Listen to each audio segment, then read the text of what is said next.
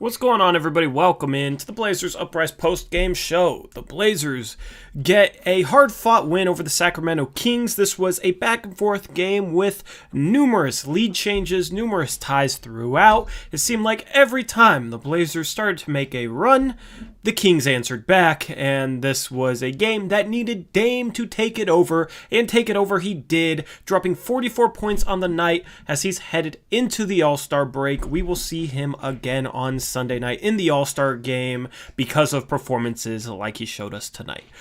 Dame took over this game, went on a 10-0 run by himself to again. It was basically, Dame, please bail us out again. Shout out to Smog for that tweet. And then guess what happened? Dame bailed us out again. I'm losing count of how many times this guy has bailed out games for us. This was a game that earlier in the day, I said it's probably going to be a lot closer than it should be, and that's exactly what it was. The Blazers end up winning by 4, a tough beat for those of us who picked the Blazers and picks against the spread, as the Blazers were favored by 4.5. So that was a little bit frustrating. This game got a little weird down the stretch. You had an intentionally missed free throw by De'Aaron Fox that he threw off that box that's kind of attached to the backboard, and then you had the announcers questioning whether or not that counted as the rim or not. It does count as the rim. We now know that's good to know. Yeah. Straight from the referee crew themselves. The Blazers end up pulling it out late. So yes, your mom says she learned something new tonight. I learned something new tonight too, because I didn't necessarily know if the bottom of that box counted or not. Just because I've wondered before, if shot clock's run down, you're stuck under the hoop, could you just jump up and bounce the ball off that box and get a reset? Technically, you should be able to do that. That was an interesting play. Cantor had a huge defensive stretch in the final 3 minutes. We'll talk about that. We'll obviously talk about Dame's performances. Melo was good once again tonight, pouring in 16 off the bench.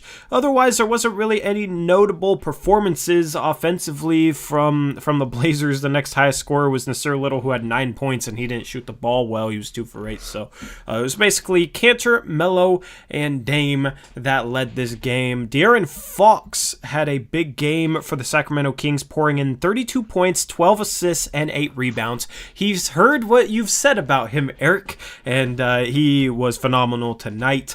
Hit 2 clutch threes to keep this game close. He tried to go Dame mode, but he's not quite Dame. It didn't work out for him. You had a lot of good performances from the Kings. Hield poured in 21. Barnes poured in 17. Bagley had 12. Bagley had 14. Rashawn Holmes had 12. Bielitsa and Joseph had 12 and 11 off the bench for a Sacramento team that's been playing a little better lately, but has struggled so far this season. So, Eric, let me thank the dono first, and I'll get your thoughts on this one. Shout out Near012 for the $5 donation. He says, Dame bailed us out, but Cantor was MVP. I wouldn't say Cantor was MVP, but Cantor was definitely huge down the stretch. He was huge on both sides of the floor. Not only scoring the ball, he poured in 22 points, 11 for 15 from the field, very efficient, but 21 rebounds, and then some of that clutch defense from him was fun to watch, especially thinking about all the people that says he can't hedge a screen, which he did there in the final couple of minutes. He did so very effectively, and then had some rim protection moments as well. So appreciate the $5 dono from Near012. It means a lot. Eric, your thoughts on this game? Yeah, it went pretty much. This is the Blazers playing mess around for 3.5 quarters and then put Dame back in and be like, okay, this is Dame time. And that's been the recipe to win a lot of games this year that, especially last year, we probably mess around and lose a game like this. So once again, it's good to be on the winning side of these kind of games. But we got to clean some stuff up before the second half of the season when we start playing better teams. But just happy to go into the break with the 3-game winning streak. It's weird when you break down our last 13 games, winning 6 in a row and then losing 4 in a row and then winning 3 in a row. So we're going streaking right now. But yeah, Cantor really was huge down the stretch. I mean, obviously Dame hit the big shots, but Cantor's to get it done on the defensive end, it was just a really nice thing to see from his game tonight. Yep, and here's what I'll say about the Blazers going streaking. It's pretty much been based on the quality of opponent they've played. Yeah, of course. Because, the 3 of those 4 losses were on the road against legitimate Western Conference playoff teams. You're talking about the Lakers, you're talking about the Nuggets, you're talking about the Suns. They come home and get the Hornets, the Warriors, and the Kings. And honestly, they play this type of game against the Suns, they lose. They play this type of game against the Nuggets, they lose. They play this type of game against any playoff team in either conference, really, and they lose. So it definitely was not a flawless game, but it's a win nonetheless, and it's nice to go into the break 21-14. I don't know why, but 21-14 sounds a lot better than 20-15. We had that 4-game losing streak. We were 8 games above 500 at 18-10. Then we fall back to 18-14. That was a bit frustrating. We stretched that back out to almost 8. We're now 7 games above 500, and it sounds like the Blazers might not have to play another game with CJ McCollum. I don't really know the situation. He's now cleared for full contact practice, and we got a whole week, and he'll be reevaluated. It sounds like right before their first game back. In the next game the Blazers play, you might have CJ McCollum out on the court. I don't know. Obviously it's just based on what I've heard. I'm not necessarily expecting anything, but you're going to have things turn around here for the Blazers in terms of the health department sometime soon. Fingers crossed, knock on wood, all that good stuff. But, Go ahead. Jordan Kent said during the game that Dame was going to play the majority of the second half of the season, so I don't know if you heard that part. No, I did not. Nostradamus out there, or he just jinxed it, and now we're going to have more injuries. But yeah, he deserves to be fired if he jinxed it, because that would be a new form of the announcer jinx. Yikes! I don't even want to put that out there. I know. I was like, no, please don't say that. But yeah, I mean, it's a good position to be in headed into the break. The second half of the season is going to be a lot harder schedule, but we should have reinforcements. We should have some guys back to handle that. But, I mean, this team still has a few flaws. This team is still not close to perfect by any means. And some of those flaws showcased themselves tonight. The thing is this kind of game, follows I don't know. I wish there was a word we could come up for this type of game, but the type of game where the Blazers are playing an inferior team, screw around all game, showcase a lot of flaws, make a lot of mistakes, miss a lot of shots. I will say they got decent looks. A guy like Gary Trent Jr. was 1 for 4 from 3, and they were all pretty much open, as far as I recall. They definitely did miss some shots, more so than usual. I know Stas loves to use that excuse, but tonight it applies maybe more than any other game. I thought they got good shots all night, but overall, this was, the type of game against an inferior team that they screwed around and needed to be bailed out by Dame, and then Dame comes and is just a superhero and bails them out. Yeah, I can't think of a word either. Just, I always say Dame is superhuman in that regard, but we can't. There's going to be games where he can't make those incredibly tough shots, and it's going to cost us some playoff positioning or something like that. So I just hope they find a way to shore some of these things up over the week-long break. Yep. What did you like from this game? Obviously, we like Dame. We'll talk about individuals as we always do later in the show. But was there anything in terms of something the team did, in terms of the style of play that you liked in this game? I like that we actually trapped at the end in clutch situations. I don't know if that was by design or not, but twice on one play, Cantor blitzed the screen and recovered back to his man, and then got his man screened again later in the possession, and he trapped it for a second and recovered back and then defended the rim. It was perfectly executed by him, and I would point to that play for anyone who says that you can't even attempt to trap with Cantor because he just is incapable of doing it. Like I've been told by hundreds of people on Twitter that this team could be better if we used our personnel to just like simple things like that. It's not even that complicated, and most players can pull it off. And you don't even have to do it a lot, like we talked about. You just mix it up, like do it sometimes, or if you do it every time, of course it's going to get exposed. It's the same thing with drop coverage; it gets exposed if you do it every time. But like if you do like different things every time, I just think it works out, and it showed at the end of this game. And then I don't know, once we got a 7-point lead, I don't know what the heck we were doing at the end. Our ball management was terrible. We had Rocco going over the half court line, which is inexcusable in that situation. Like basically anything is better than that. I love how I asked. I love how I asked you for something you like, and it turns into that. I do want to touch on the trapping thing. We need to get a clip of that. We need to get a clip of Canner. Well, you know what was funny is this is the point I wanted to make. Right before that, Canner dropped. He'll hit a wide open three. And then he traps, he plays up on the screen, does so very, very well, and we get some defensive stops. So we need to clip that sequence, and then anybody who says, Kidder can't, he just is incapable of hedging, we just drop that clip on Twitter every time, and don't even waste our time, and just have that clip saved and ready to go. Because there is your proof. It's not just like one clip either. It's like, he's done it several times this year. He's certainly, I mean, I'm not going to say he's good at it, but like he can do it and he can execute it like he did tonight. And it basically won us the game by shutting them down. I mean, he had, I think, 3 good defensive possessions in a row that basically led to Dame scoring, giving us that big lead.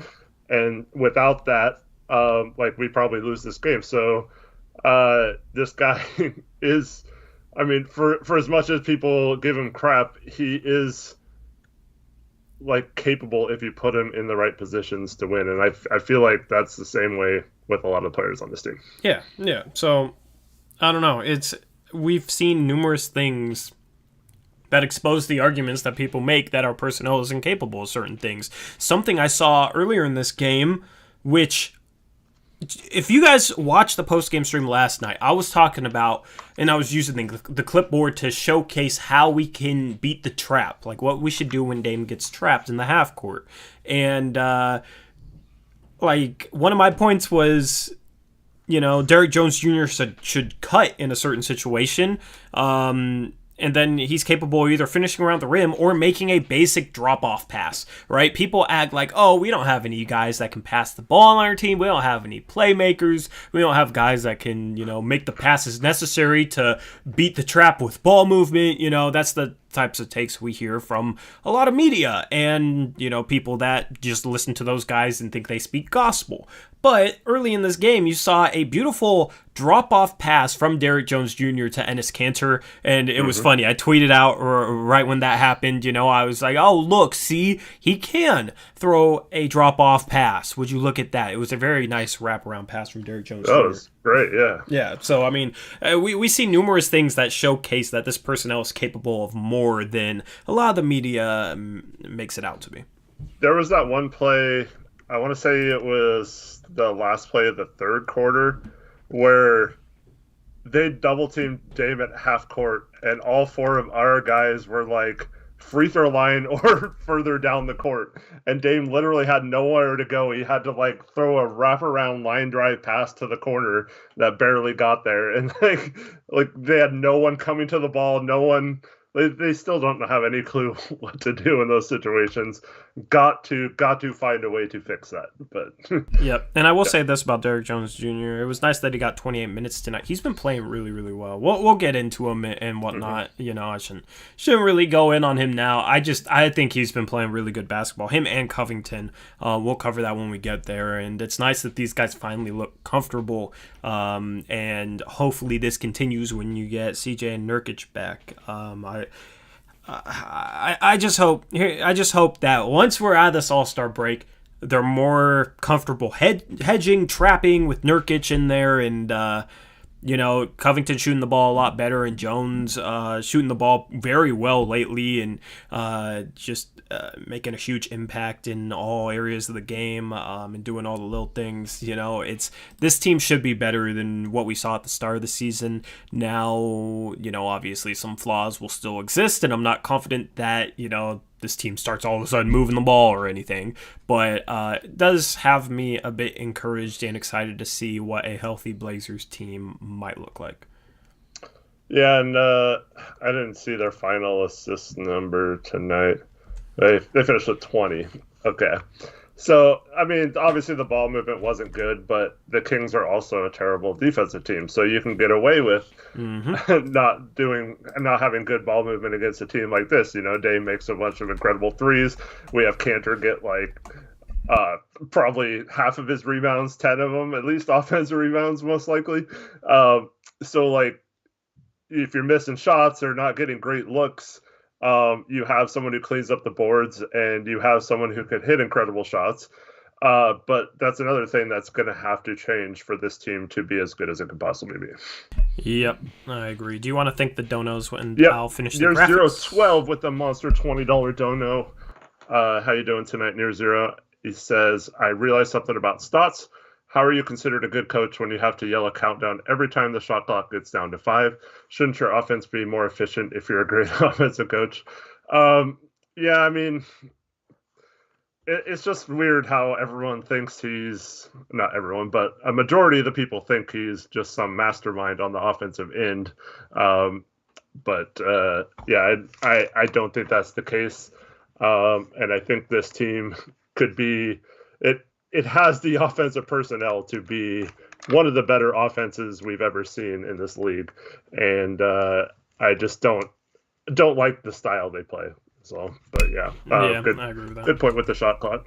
And then Apples with an Australian $3 don't know, he says, and what Dame is going through, prayers to Dame.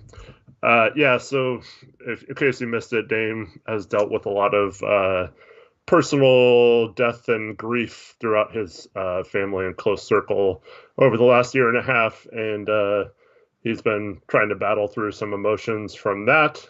But yeah, he always brings it on the court. Yep. So yeah. Hopefully, things get better for Dame. He's dealt with a very bad last 18 months or so. If you haven't read that article, we'll detail some of the things he's been going through, and he seemed a little disengaged at certain stretches in the past couple of weeks. There's times where he's very engaged, but there's a few plays where it just seems like he's a little bit more disengaged than usual. And it makes sense after reading that article. I think it was an Athletic article, so it might be behind a paywall, but yeah, it was. I think it was a Jason Quick article, which it probably was. He definitely has the best written content of anybody that covers the team. So yeah, hopefully it gets better for them. Darrington has a point that I was thinking of during this game as well. He says, whenever we do the handoffs, why don't we ever fake it? Because it would work if you did that more, and the more it worked, the less they could double team Dame off those dribble handoffs as well. I agree with that. Sometimes you just fake it and roll to the basket and you're wide open, or if the defense collapses, you can kick to the other side really easily out of those situations. So I'd like to see that every once in a while, just kind of a design play. Nurk does that occasionally, but he's really the only one on this team that ever does that. Yeah, and try and drop something off of a fake handoff, maybe it's... I don't know. I mean, the backdoor lob they had to Nasir Little a couple games ago, why haven't we seen that since then? And that's the point I made in that post-game show. I think it was against the Hornets. And the point I made is yeah, watch, we won't see it for another month. They haven't ran that again, but that was essentially a play that looked like some dribble handoffs, and it looked like Nasir was coming up just to set a normal screen, which, we screen around the perimeter all the time through those dribble handoffs. And then he got a back pick from Melo, as part of that, and they weren't ready for it. Everything's been around the perimeter. Everyone's out of the perimeter. Come up with some better wrinkles off of that. That's what I would like to see, and that was one of them, and we haven't ran it since. And the other thing is, I mean, I forgot who brought this up, but someone said like our offense at the beginning of the fourth quarter was awful, which it was. That was Mason Warner. And so, yeah, we're literally just taking turns posting up people or, just standing, dribbling out the clock. Those are the times I thought we were going to have, when Dave's not in the game, a more or less stagnant offense. And I don't understand why it's become more stagnant when Dave's in the game instead of less stagnant. I will say this, like, Melo had it going, so I understand feeding him, and they were switching screens with him, so he was able to get a mismatch. A couple times. Melo was Hood too, though. Yeah.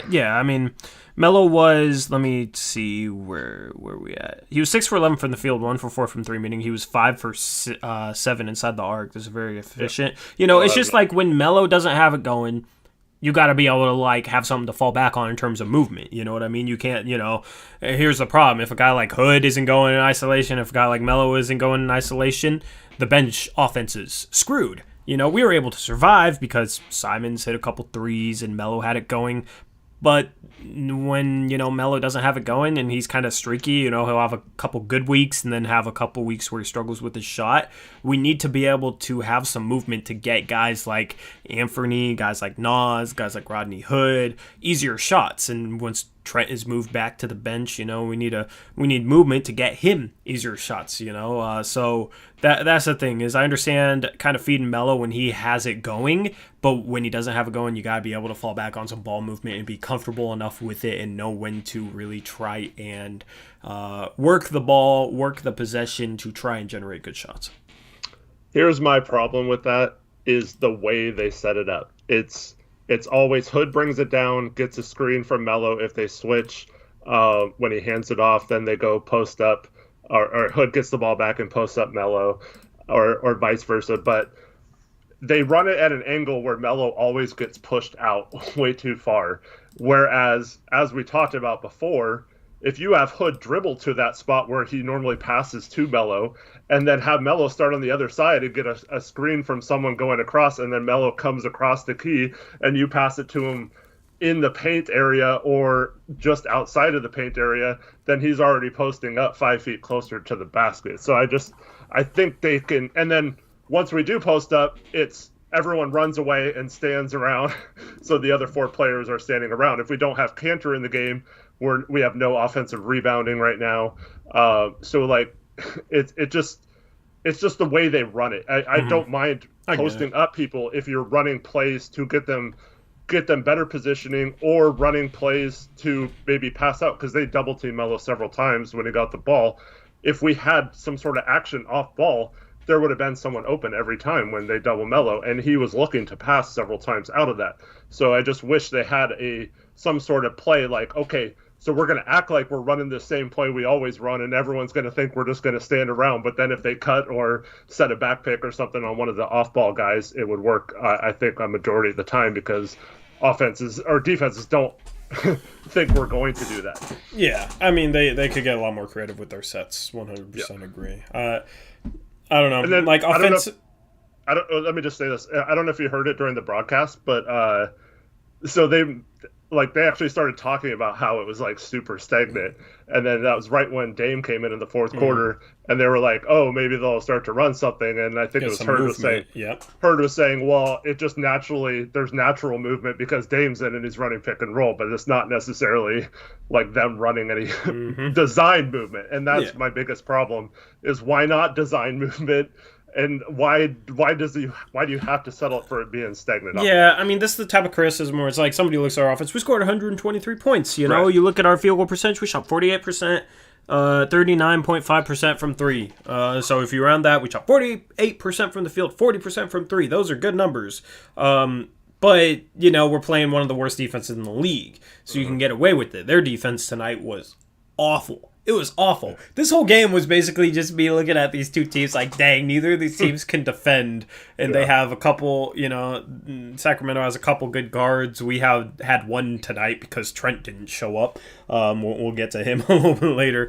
But, it's two teams that don't defend. So, yeah, when you have the individual talent like the Blazers have, you're able to pour 123 points on a Sacramento Kings defense by just going out there and playing one-on-one basketball, and you have the advantage in one-on-one matchups, and they're not good enough defensively to really load up on players going one-on-one. They don't really have the defense to punish you for being stagnant or isolating so much. The problem is when we go against some of the better defenses in the league and some of the better teams in the league, is we get shut down, and they do a good job defending this. And Melo has a poor shooting night because he's not able to get a good look off one-on-one, and Dame's dealing with traps, and the Blazers are struggling to beat it because they don't set things up well, and Dame's struggling to get off a look without having two pairs of hands in his face, and that's how you end up scoring 100 against Phoenix and 106 against Denver and 93 against the Lakers, who weren't even playing with Anthony Davis. That's kind of the issue. So definitely, some things to take away from this game. I mean, it's just a constant thing all year where we need to move the ball better, we need to move players better, we need to find ways to have the offense generate better shots, or else it could become a legitimate problem in the second half of the season when we have a much harder schedule. Now we will have CJ McCollum, who can bail us out a bit more against those good teams when we're stagnant and so ISO heavy, but I would like to see a better balance. And tonight didn't really see that better balance. It was fine because we were playing the Kings, but going forward, still something that, a game like this doesn't change my opinion on whatsoever, because we'll see how it looks like against good teams. I mean, we just had a 4-game losing streak against a Wizards team that's playing well right now, and 3 Western Conference playoff teams. So that's basically what it boils down to. And according to Chato, we could win the championship and we'd still come on the air complaining about how bad the team played. But yeah, buddy. Okay, bro. Of course, his name is Chad too. So I'll just put you in timeout. You can argue. I won't even hide you. You can argue our points. See, this is what I don't. Okay, let me rant for a little bit. All right. This is what I don't get about people. You guys just complain all the time. We'll argue our points then, right? If our criticisms aren't legit, then they should be easy to argue, okay? And you can have a discussion and be respectful and not act like a child and come here and make a basketball discussion personal. That's childish to me. And that's kind of what you're doing here, I'm willing to stoop to that level, I can sit here and insult you back, because you're basically insulted us. I'm not afraid of that. It's just why even take it there? If we're just always complaining about something, then argue our points. I just want to... I'm trying to be generally positive on this post-game show, but I agree with Eric's point, and this offense needs more movement to beat some of the better teams, and we didn't really see that tonight. I mean, we did not play we barely beat the Sacramento Kings because Dame dropped 44 points. This wasn't a great performance or anything. There's definitely some things we did wrong in this game. And here's the deal.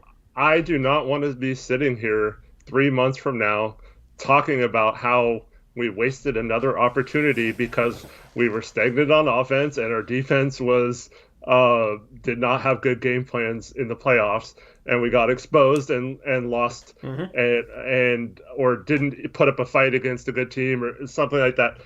I don't want to have that problem this year. I'm sick of having that problem. I don't I enjoyed the year we went to the Western Conference Finals. I want it to be like that, only this time maybe we have a shot in the series or whatever.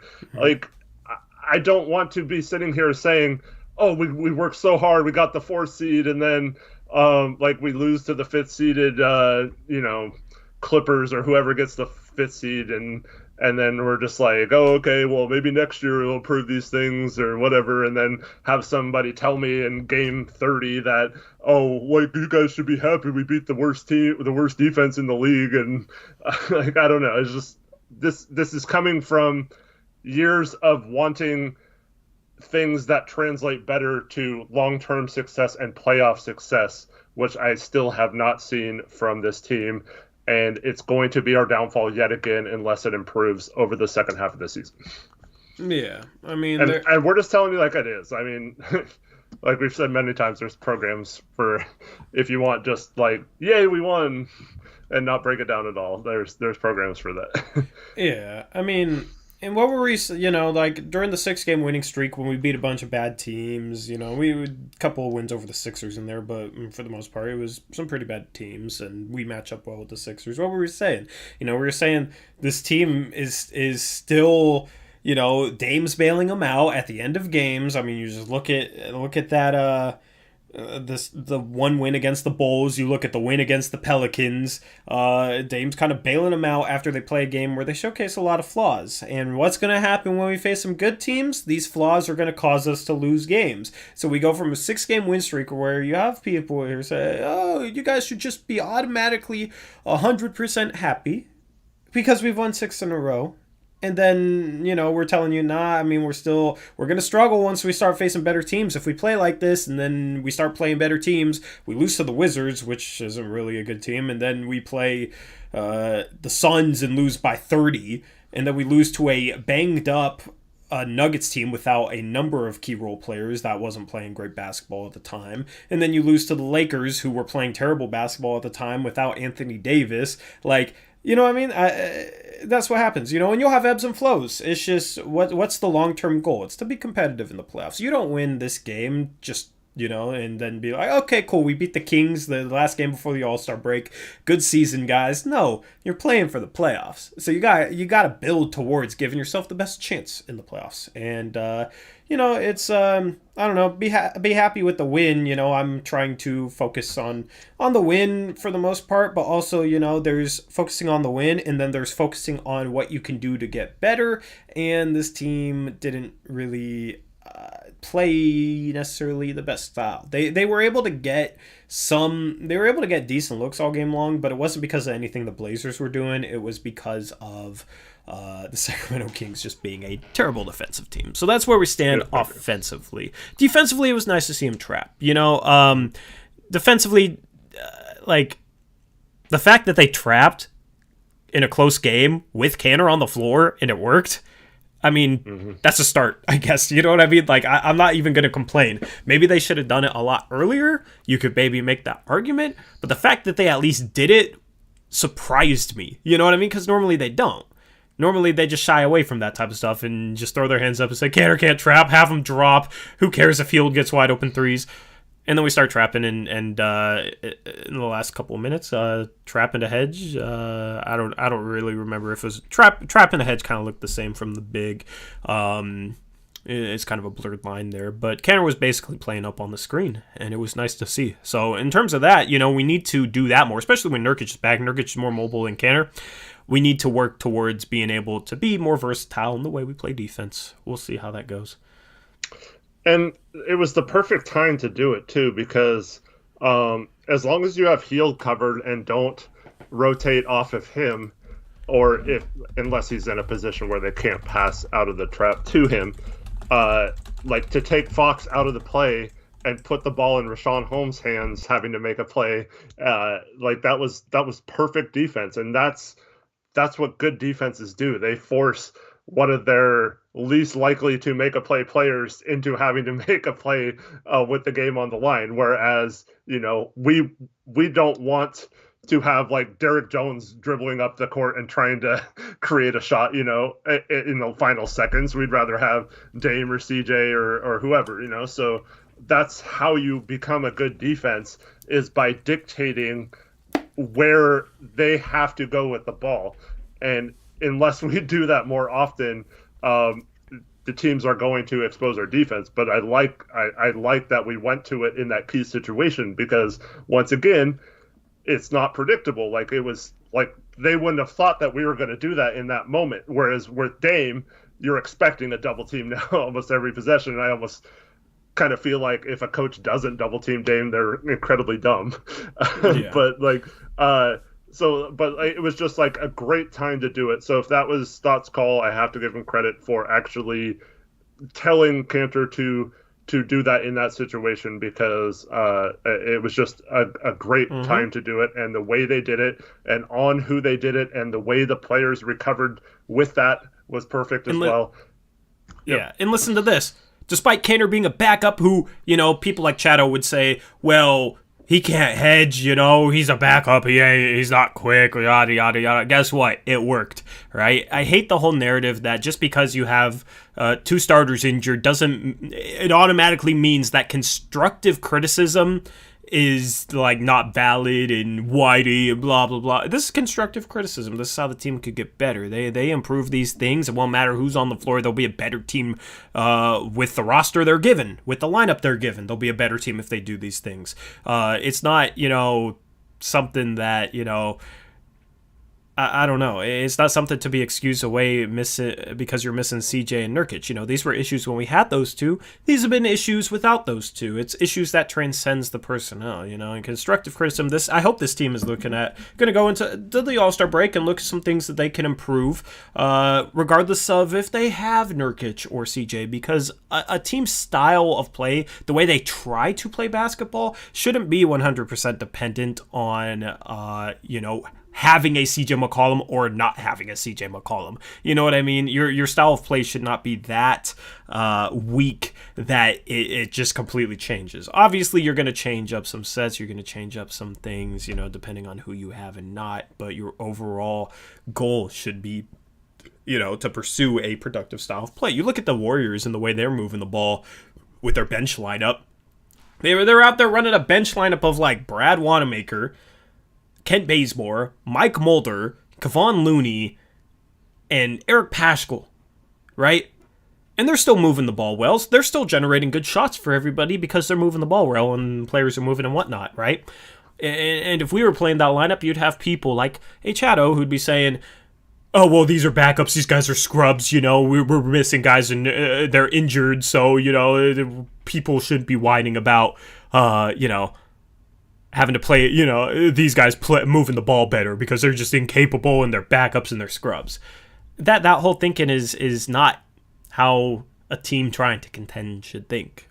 So that's just my opinion on it. And you literally did not listen to me, bro. So if you're not gonna listen, I can ban you or whatnot. Because if you're just in here to troll and not listen and not have a conversation, we don't need more people like that. Because we already have a couple, and it's not fun.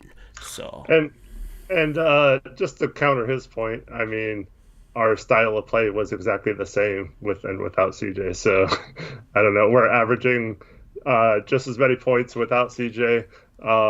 So our offense is exactly the same. We just don't have him to bail us out and make tough shots at the end of the shot clock because our plays and our sets are so worthless. But yeah, I mean, that's literally the only difference, but okay.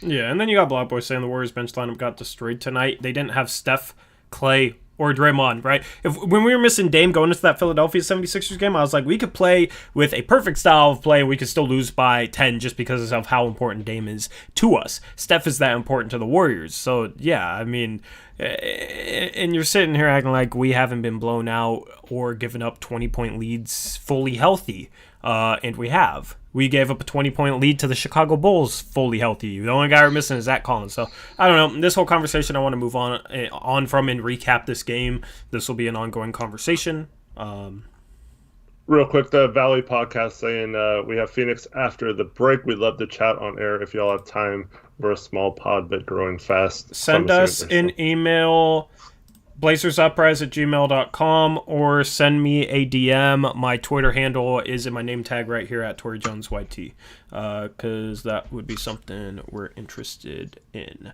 But and hit me up as well. Yeah, Chatham must be new to the show, but appreciate you tuning in and giving us that, very important view. That's is there any? What are his takes, Tory? Huh? What are his takes? I don't know. I don't even want to give him attention on air. Just say it. Y'all miss the little things. Okay. Surface level. Yeah, CJ demands attention, takes pressure off Dame, makes D adjust to both. Yeah, okay. Yeah, it's very surface level. I'm not really in the mood for it. Let's because we could talk. You guys know we could talk all day, but it'd be the same conversation, Eric, that we've had with Portlandia, Yep. peace and love. You know what I mean? It's just Yep. at some point I don't want to rehash this and have every post game show be the same. I want to try and focus on the game here. I Anything just else? wanted to take a drink. Good old drink there. You guys can get drunk and celebrate this win headed into the All-Star break. Yeah, Brooks Cooper, we've literally had a rebuttal over every single time, my guy. Trust me, you must be new as well. You got some new people to the show. My goodness.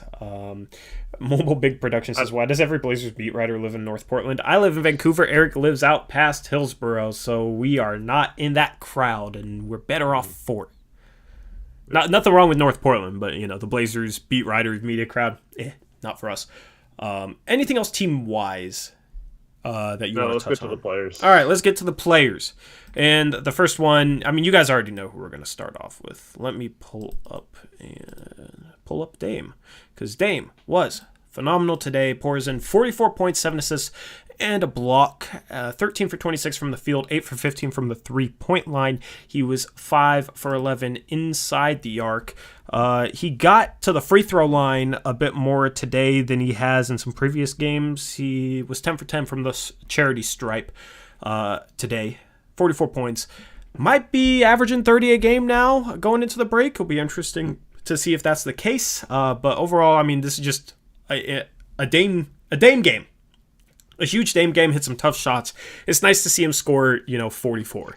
Because, he's averaging around 30 points per game, which he did last year. But last year, he had so many nuclear performances where he's dropping in 45, 50. He had 3 60-point games. This year, it's been more consistent. He hasn't had quite those nuclear performances, but he's been, hasn't had as many bad performances as he did last year, so to say, in terms of scoring the ball. He's been consistently around, 25 to 35 points in terms of his scoring output. It's always fun to see him get hot and have the type of performance that he did today.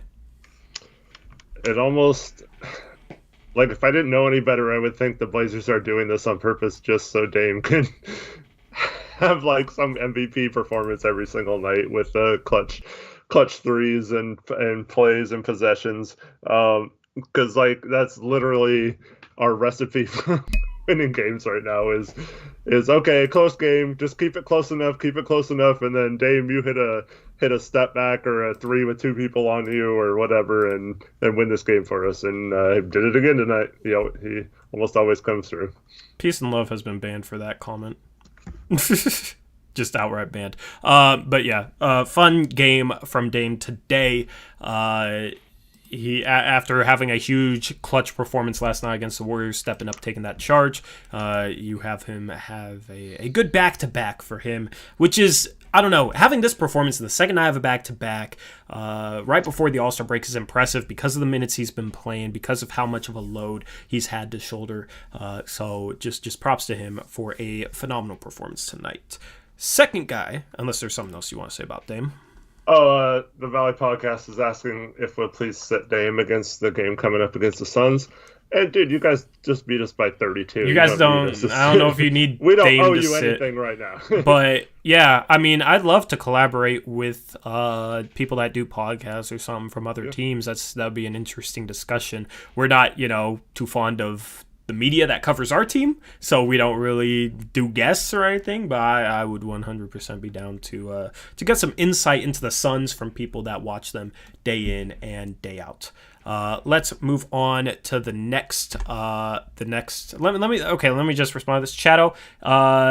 Yeah, if our show obviously is not for you, bro, there is a show called Blazers Outsiders that might be more your speed. That'll just say, the personnel sucks and injuries make it so we can't do anything, but this team is still great because Terry Stotts is the GOAT. That show is probably a little bit more for you, bro. I'm not offended by it, but we fill a different niche here. We like to dive in deep, so to say. But talking about Enes Kanter, 22 points, 21 rebounds, 2 assists, a block, 11 for 15 from the field, stepped up and had maybe I don't know, the best minute of defense in his Blazer career. That was very impressive what he was doing there down the stretch in this game. That's the thing with Cantor, man. He'll have some possessions where it's like the dude isn't a factor defensively, and then he'll have some possessions where it's like, wow, he actually looks like a decent defender, you know? And it surprises you just because the reputation is what it is. But as I've said all along, he's been adequate defensively, maybe a little bit inconsistent, but offensively and on the boards, he's been the most.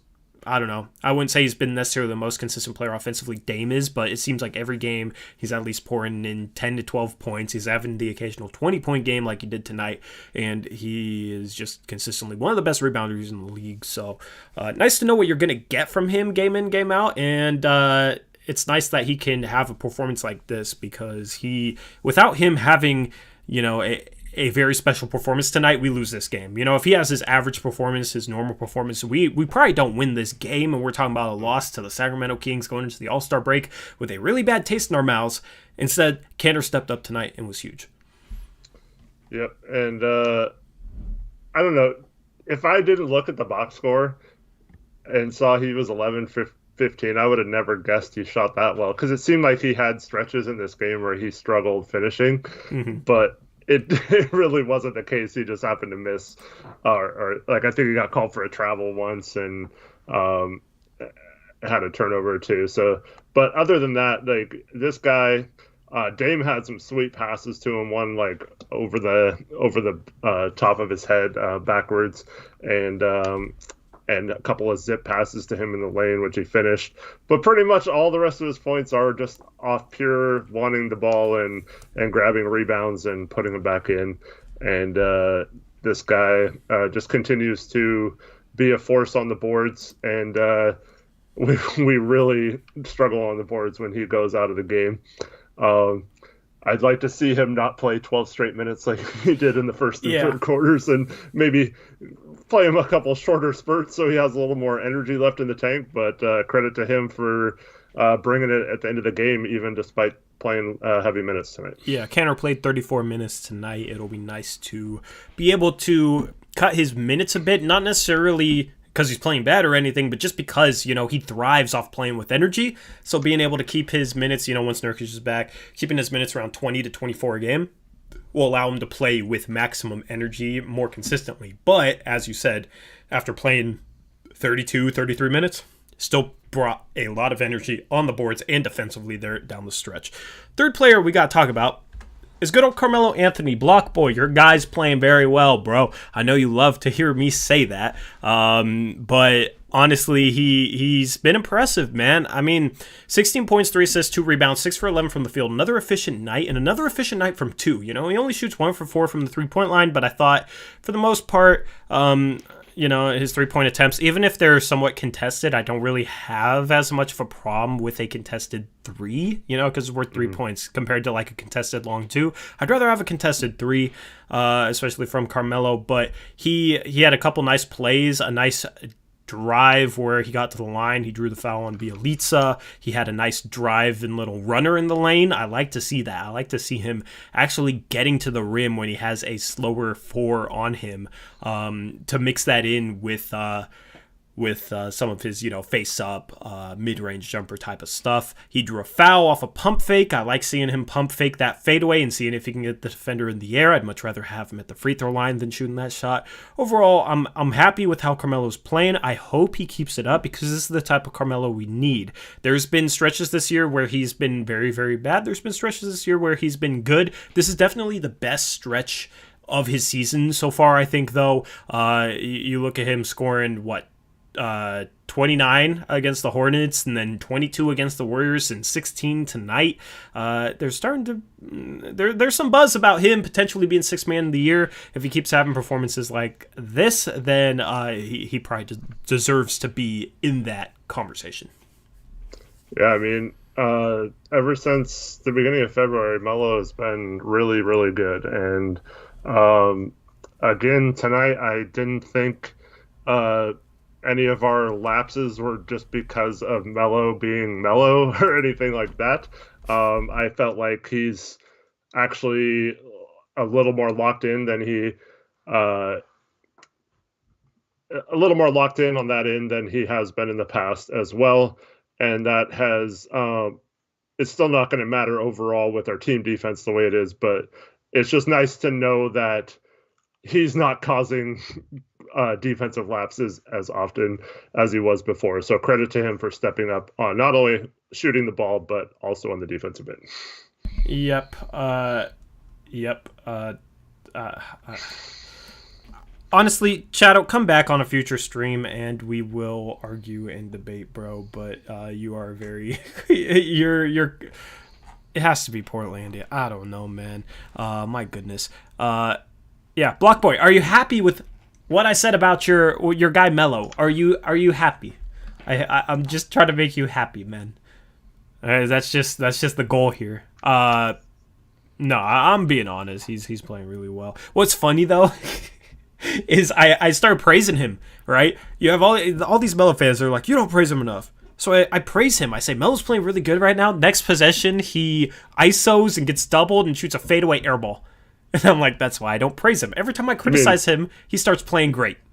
You mean hairball? Hairball, yeah. Dude, my typos have been on another level lately. Yeah. Shout out to whoever posted in the reply saying, yeah, I don't think Melo's a cat, by the way. But yeah, it's funny how if I criticize him, he starts playing well. If I praise him, he starts playing bad.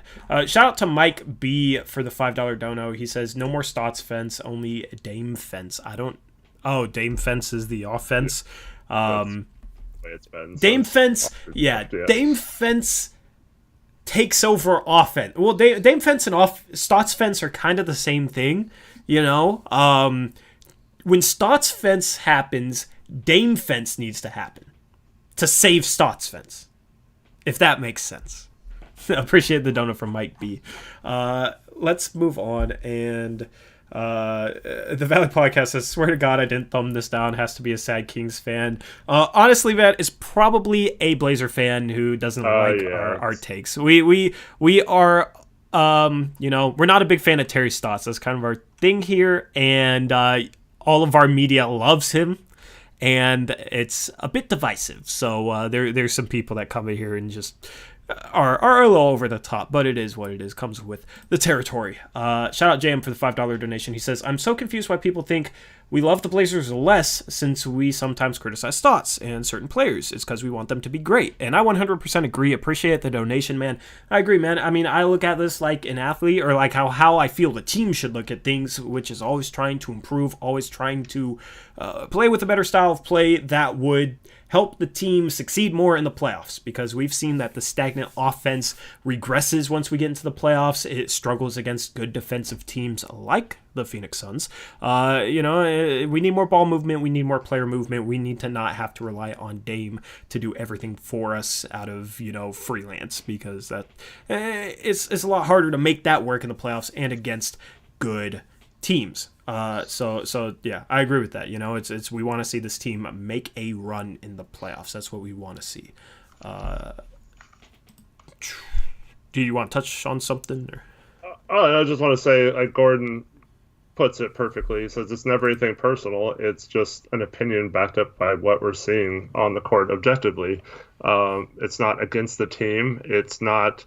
We're not like wanting to be negative. We just, in our opinions, these are the things they have to improve on if they want to be the best possible team they can be, regardless of personnel or outside factors that you can't really change.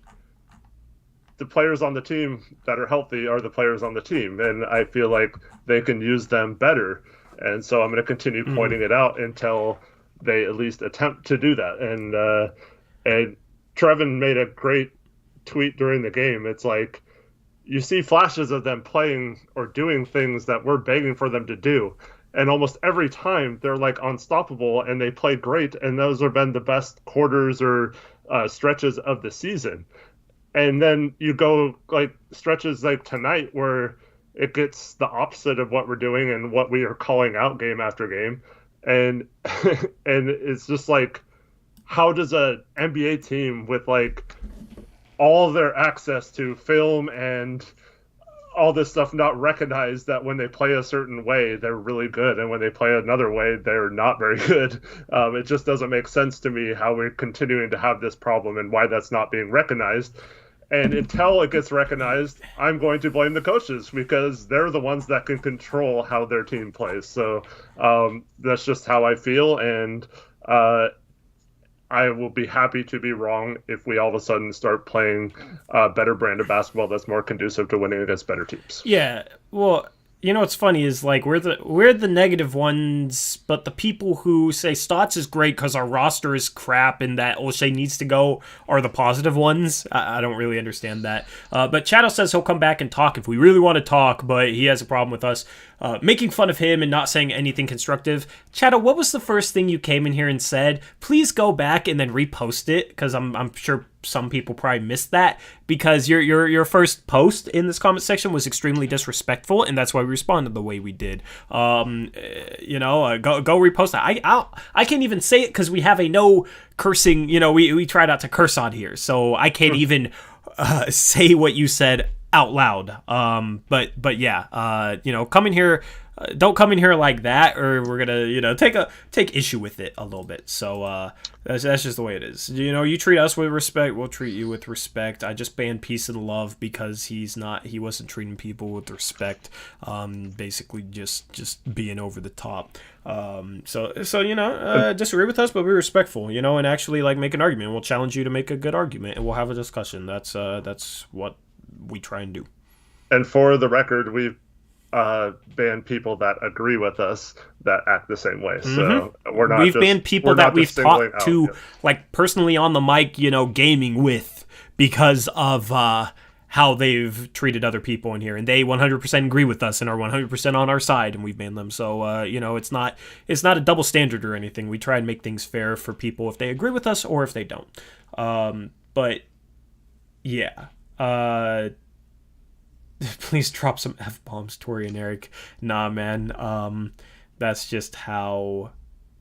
Yeah. Oh, look. See? He reposted his first message. See, there you go. Yeah, you come in here and thank you for actually going back up to it and reposting that first message. You come up here. You can't take issue with us making fun of you if you come in here with that, Shadow. That's all I'm going to say. But let's move on. Let me just say this before you move on. I just say... So we've done, hundreds of shows, and we've addressed this time and time again.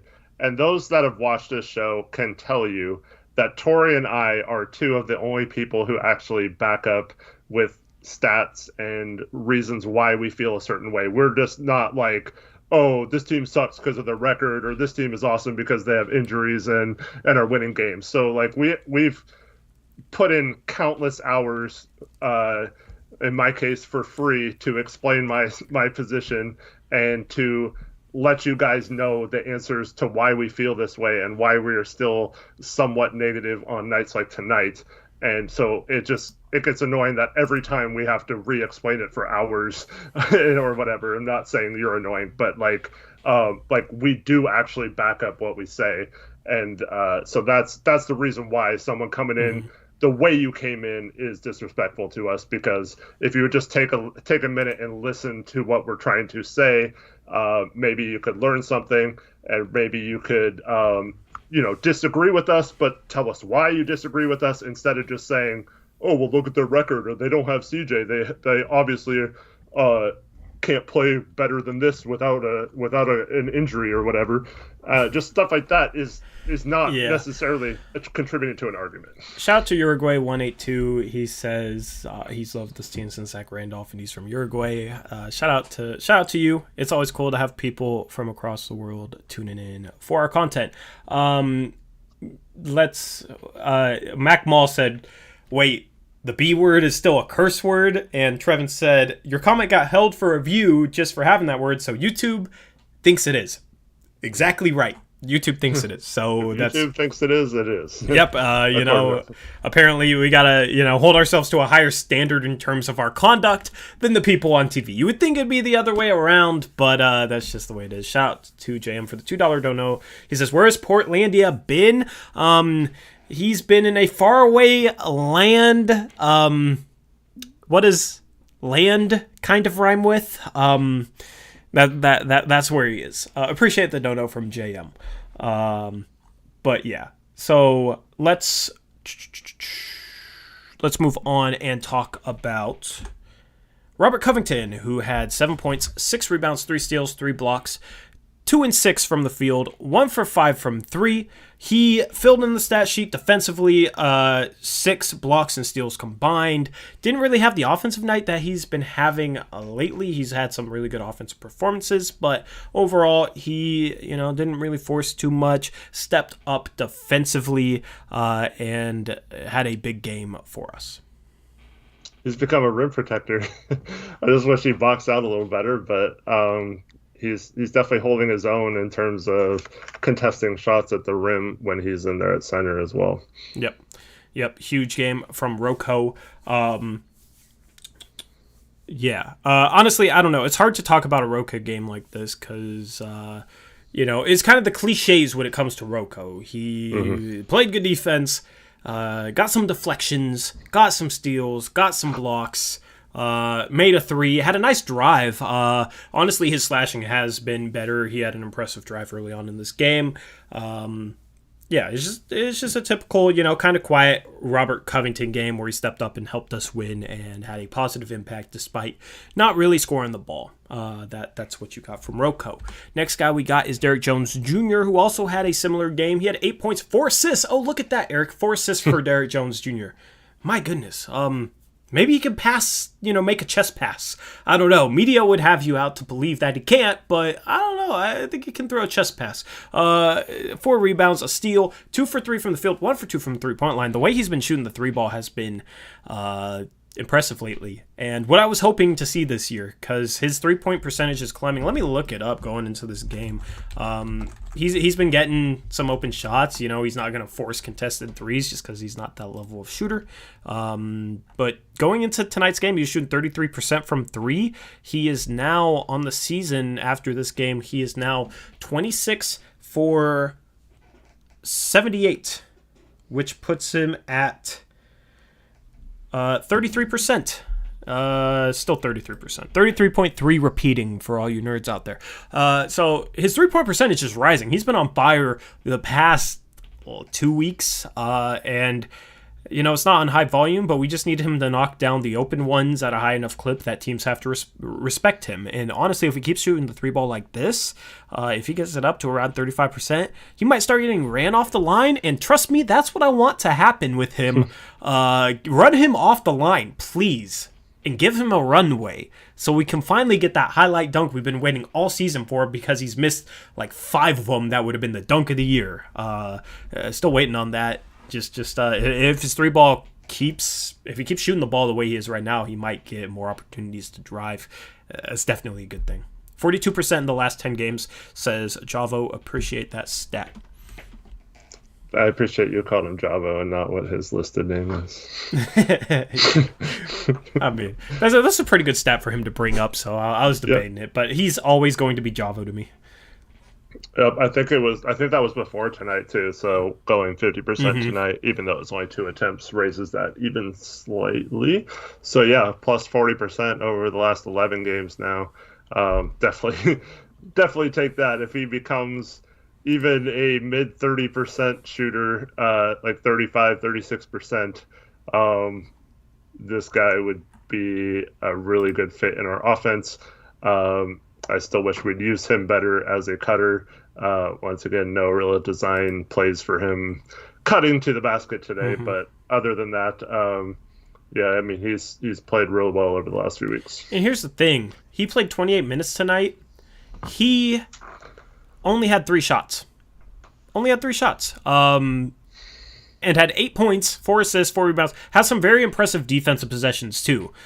He had a play there late where he was very impressive just getting through on ball screens. So, honestly, it's just like the dude to have such an impact on the game when he's only getting 3 shots and his 28 minutes played is impressive. Shout out Blazer Tate 2K, $5 dono. He says, I'm now a Rocket League coach for my Special Olympics Oregon, and I call out my players. I know it's not the same, but still... help them improve and show them where they can be better. That's what coaching is. If you're coaching youth, if you're coaching NBA players, whatnot, you're basically just trying to help them become the best versions of themselves. And just because you win a game doesn't mean you can't find some things to help to improve. You can still find some things to improve even in a win that in the long run can make you the best versions of yourselves. And that's how I view sports. That's how I always looked at my game. Like when I was playing, that's how I looked at myself. That's how I looked at my team. If I was coaching the NBA, it'd be like that. If I was coaching YMCA, it'd be like that. So that's constructive criticism. There's nothing wrong with constructive criticism, in my opinion. And this year, the NBA is kind of wide open this year. So there's not a single team that can just be like, you know what, we're good enough to not have to improve or work on things that could help us later in the season. So I would say this for any team. And there's teams that have, very little talent that are playing well. A team like OKC is playing above their talent level, but for the most part, it's like I would want to, if I was a player, I'm like you, I'd want to focus on things that can improve. So next game, maybe we win by 20 instead of 4, and we don't have to play or worry about possibly blowing a game at the end of the fourth quarter or whatever. But that's just where our mindset comes from, and that we're just competitive enough to where you can't just rest because you won a game. Yep. So Tommy Bucket says W's are actually pronounced like J's in Vancouver. Well, Javo was always Javo, right? And then the like trend on Twitter these days for people is to like replace the first letter of your name or a word with a W if it's good and with an L if it's bad.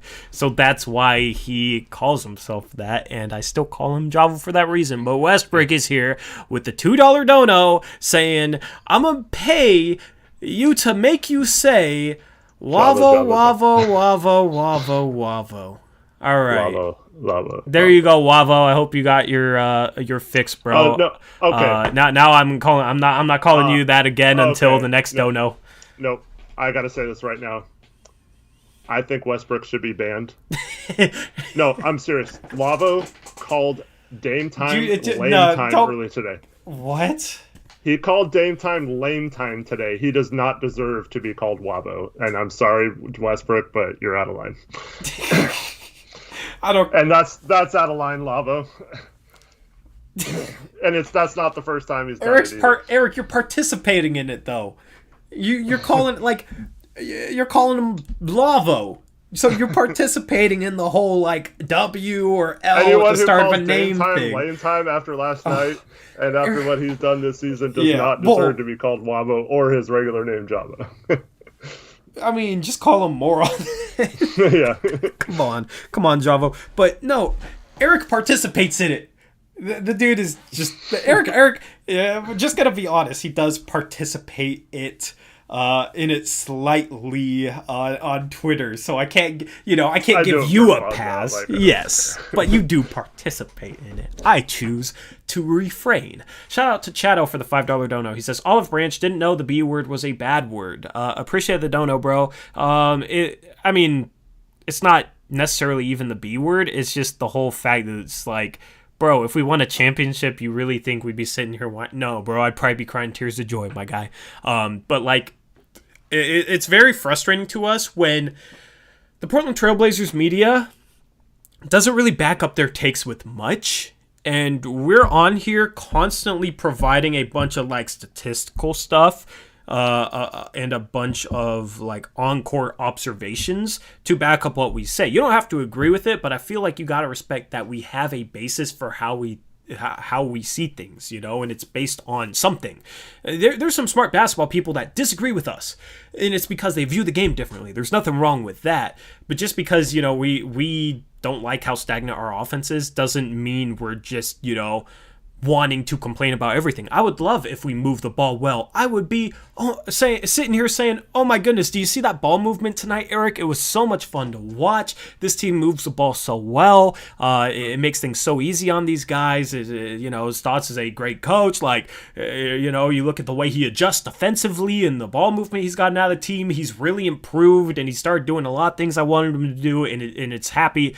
It makes me happy, and it's very fun to watch. I would love to be saying that, bro. So it's not like we're just sitting here looking to criticize things or complain or whatnot. It's just based on how we see the game. So that comment was just kind of, it wasn't because of necessarily that word, so to say. It was just kind of the tenor of it. But, as long as you're respectful, we don't really hold grudges here. So appreciate the dono in the olive branch. Just...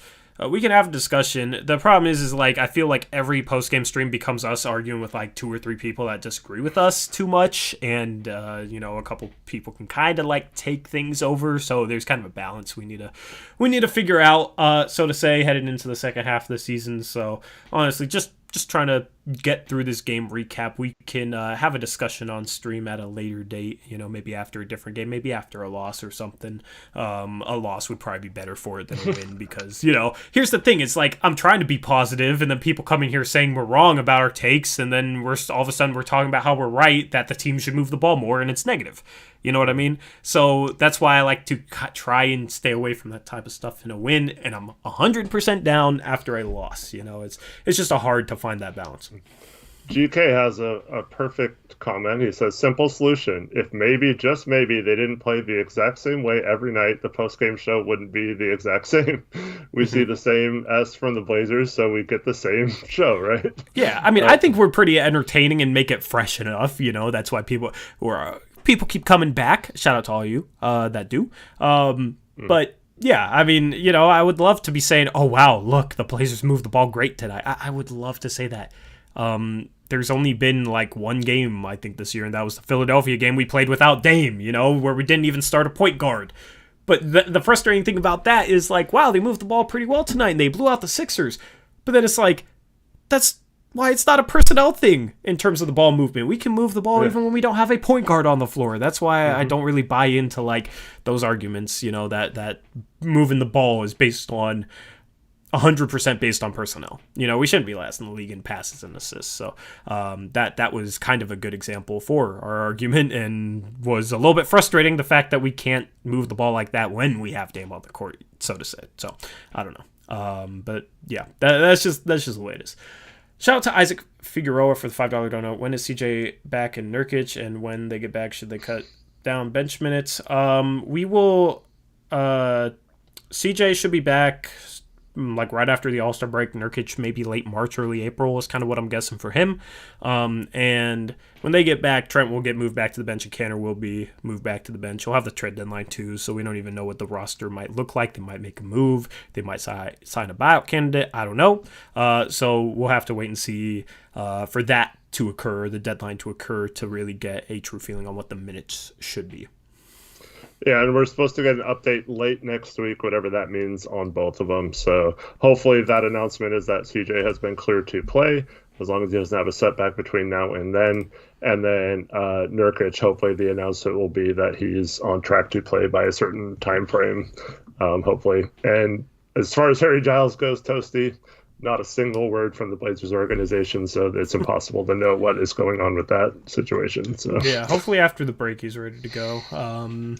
I have no idea, though. Appreciate the dono from Isaac Figueroa. Beavis, congratulations on that. Shervin says, I miss watching CJ ISO. That's beautiful to watch. I mean, CJ's so good with it. It is kind of fun to watch. It would just be more enjoyable if it was mixed in with some good ball movement, too. And then when the ball movement didn't work, CJ could just break down his defender like that. I would be perfectly happy with that. That's what I want to see. But your mother says Nurkic is still wearing that brace, so appreciate his sweatsuit game is on point. It is. It 100% is. Let's move on and talk about Nas. 9 points, 3 rebounds, 2 for 8 from the field, 1 for 4 from the three-point line. Struggled to get clean looks, and he's starting to miss some threes now, but they're still very, very close. which is encouraging. You know, there's still, you know, him missing long or short. And that was kind of my point last night on the post-game show. He doesn't really miss side to side. He misses long or short. So overall, you know, not that efficient of a game, but he did get to the line a couple times. I don't know. I don't really have anything to criticize him. The point I want to make is a young player like him who's barely gotten consistent minutes in his career will have games where he just doesn't look good. Like pretty much any young player will look like that unless their name is like Zion Williamson or just a generational talent, you know, Luka Doncic or whatnot. And even those guys will have in their rookie year their rookie or second year will have games where they don't look too good.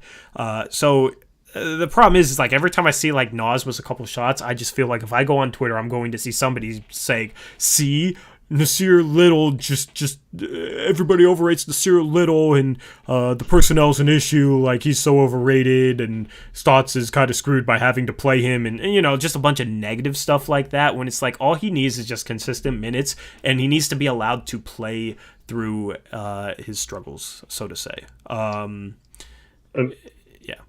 The three-pointer he made was there was a pass down to Melo. His guy went to double team. He moved over to a spot where Melo could easily kick it out to him, and he was open for the three. It's good to see. In the first half, he had a drive, and instead of forcing a bad shot, he kicked it out to Melo, who swung it to a wide open Anthony in the corner. So once again, Nas, when our second unit is stagnant, last game he had 2 assists off of penetrating and kicking. So it was nice to see him do that again tonight, even if it's just one occurrence. I think the second unit would be better if they were looking to kick off those drives instead of trying to shoot mid-range shots and things like that. And then,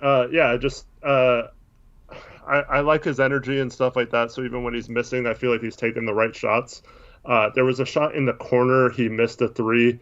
And occasionally I'd say maybe that was a good time to cut and he would have had a dunk instead of having to take a 3. And then his numbers look a lot better if he's, 3 for 8 instead of 2 for 8 and 1 for 3 from 3.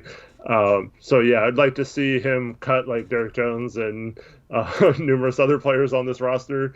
But other than that, I'm encouraged by what he's bringing to this team right now, and I feel like it's something that can be built upon.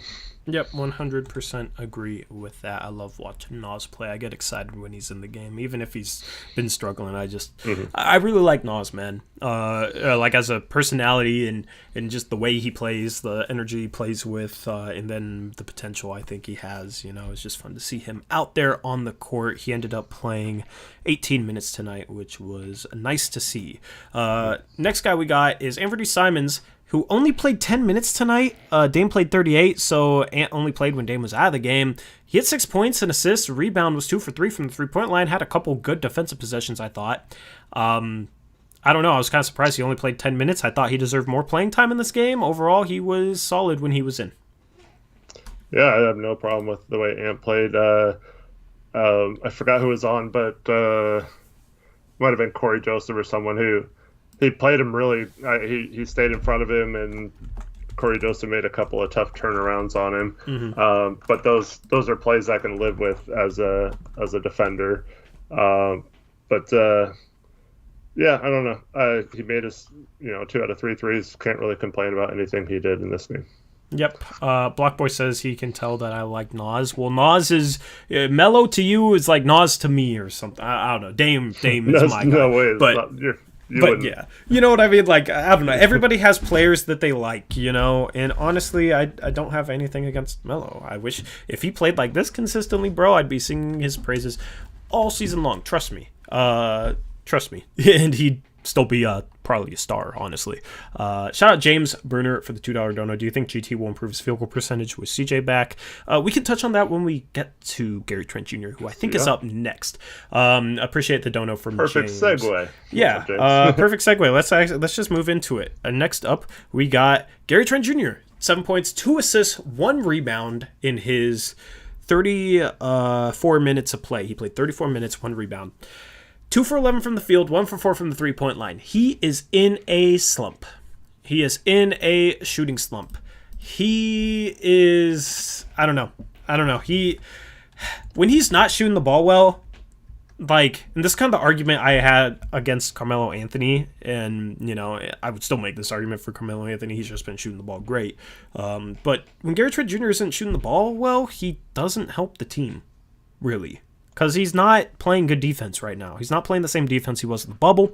He's not a playmaker. He is a very bad rebounder. I mean, you're talking about a dude who has numerous games where he'll play over 30 minutes and only get 1 or 2 boards, and we got crushed on the offensive boards by the Kings. They had 18 offensive rebounds.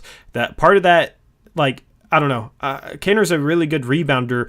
A lot of the issues with offensive rebounds is guys crashing in from the perimeter and our, you know, guards not doing a good job boxing out or helping out our bigs with rebounding the ball. Gary Trent Jr. is maybe the biggest offender of that. So, yeah, this was a very bad game from Gary. I thought he forced some shots. He forced some plays.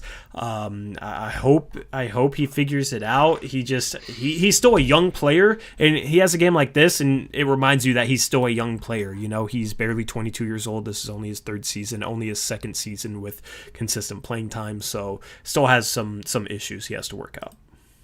I did the quick math. He's still shooting 40.6% from 3. So as long as he keeps that number and doesn't dip below 40%, I still feel confident in him. I think a little bit of what's happening is now teams have tape on him as a starter for, 20 some games, even more maybe. I forget how long we've been without CJ, but he has started 20 games as of tonight. Yeah. So, yeah, we're at a point now where teams recognize he can get hot from 3, and he showed it in the bubble, and now at the beginning of this year when he was thrust into the starting lineup, and he does miss some open shots, but for the most part, they're not leaving him or helping off of him as much as they were earlier when he was started for CJ, because some of those double teams from Dame were coming from Gary Trent, so he would just pass to him and he was open for a 3 or whatever. Mm-hmm. And that's not really happening as much. And you see him having to drive a lot more, put the ball on the floor, try to make plays. And it's just not his game quite yet. So I think once CJ comes back, it'll kind of go back to alleviating some of that pressure off of him.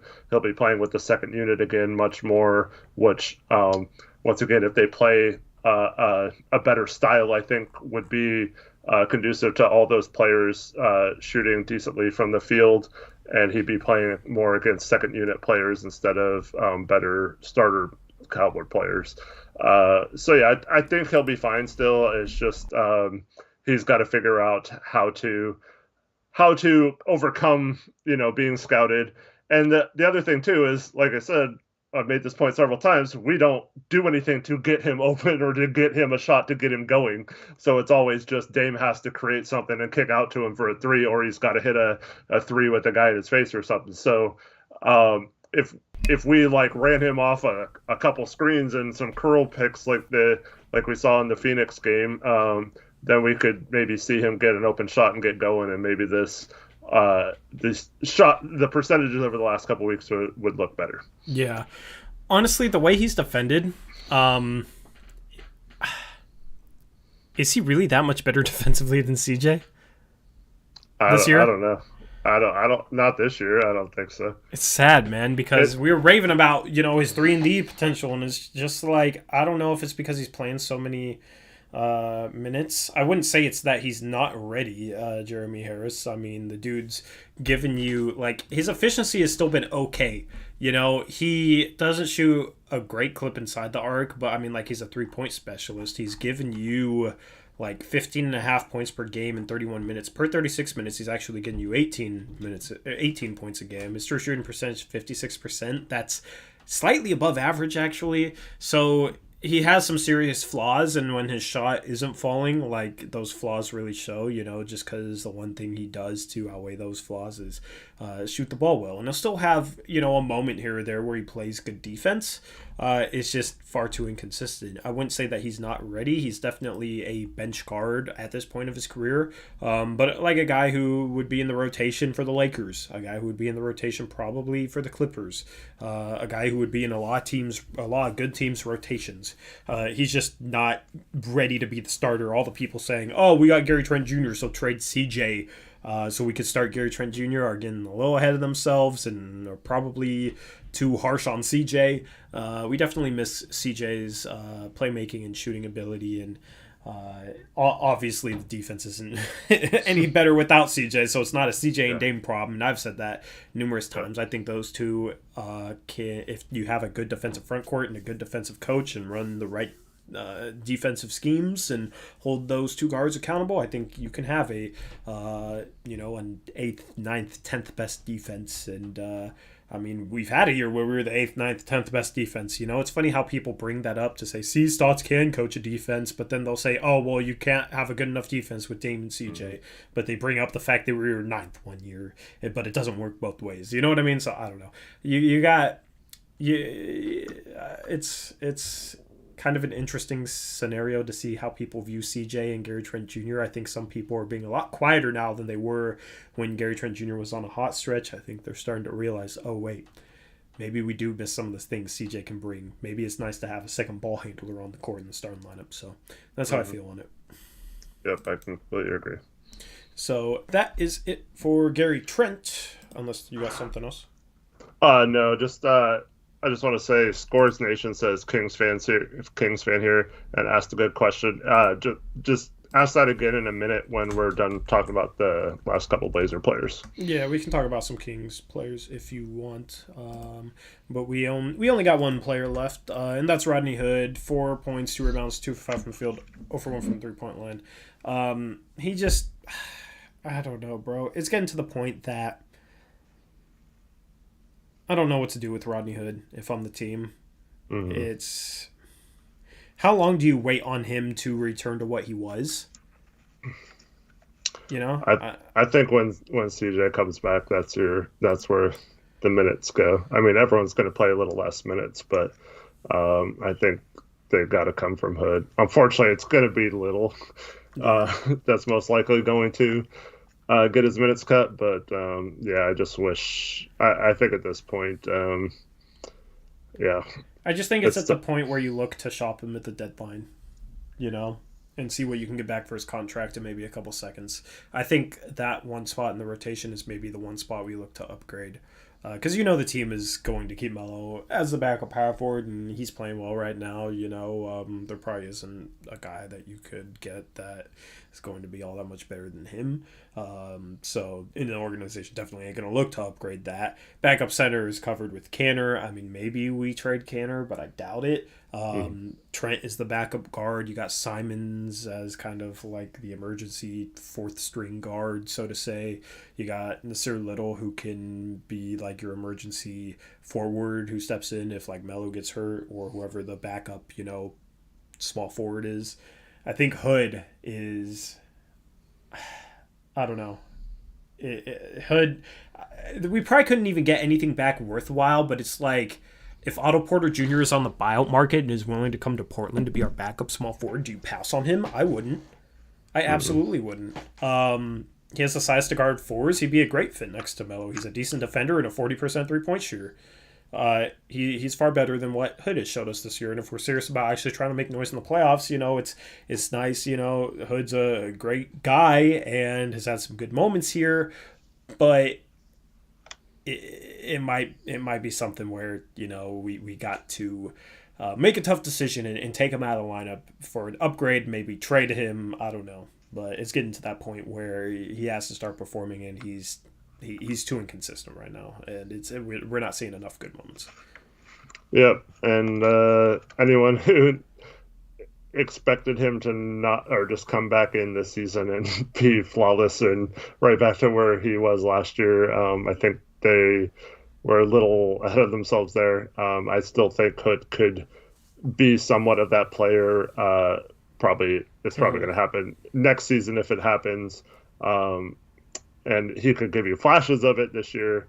I just didn't expect much from him this year, and Yeah. it's kind of playing out that way to where they're going to have to make that decision to cut his minutes or something soon if he Yep. doesn't. Yeah. Shadow says, would there be a market for him though? Not for him per se, but like if we make a trade, we're going to have to trade out as much salary as we're getting back to stay out of the tax, which I think is a huge priority for the organization this year. So if you want to go out and get a guy making $10 million on the trade market, you got to trade out $10 million. The only way that's happening is if we trade out Derek Jones Jr., who I don't want to trade. He's been a good player for us.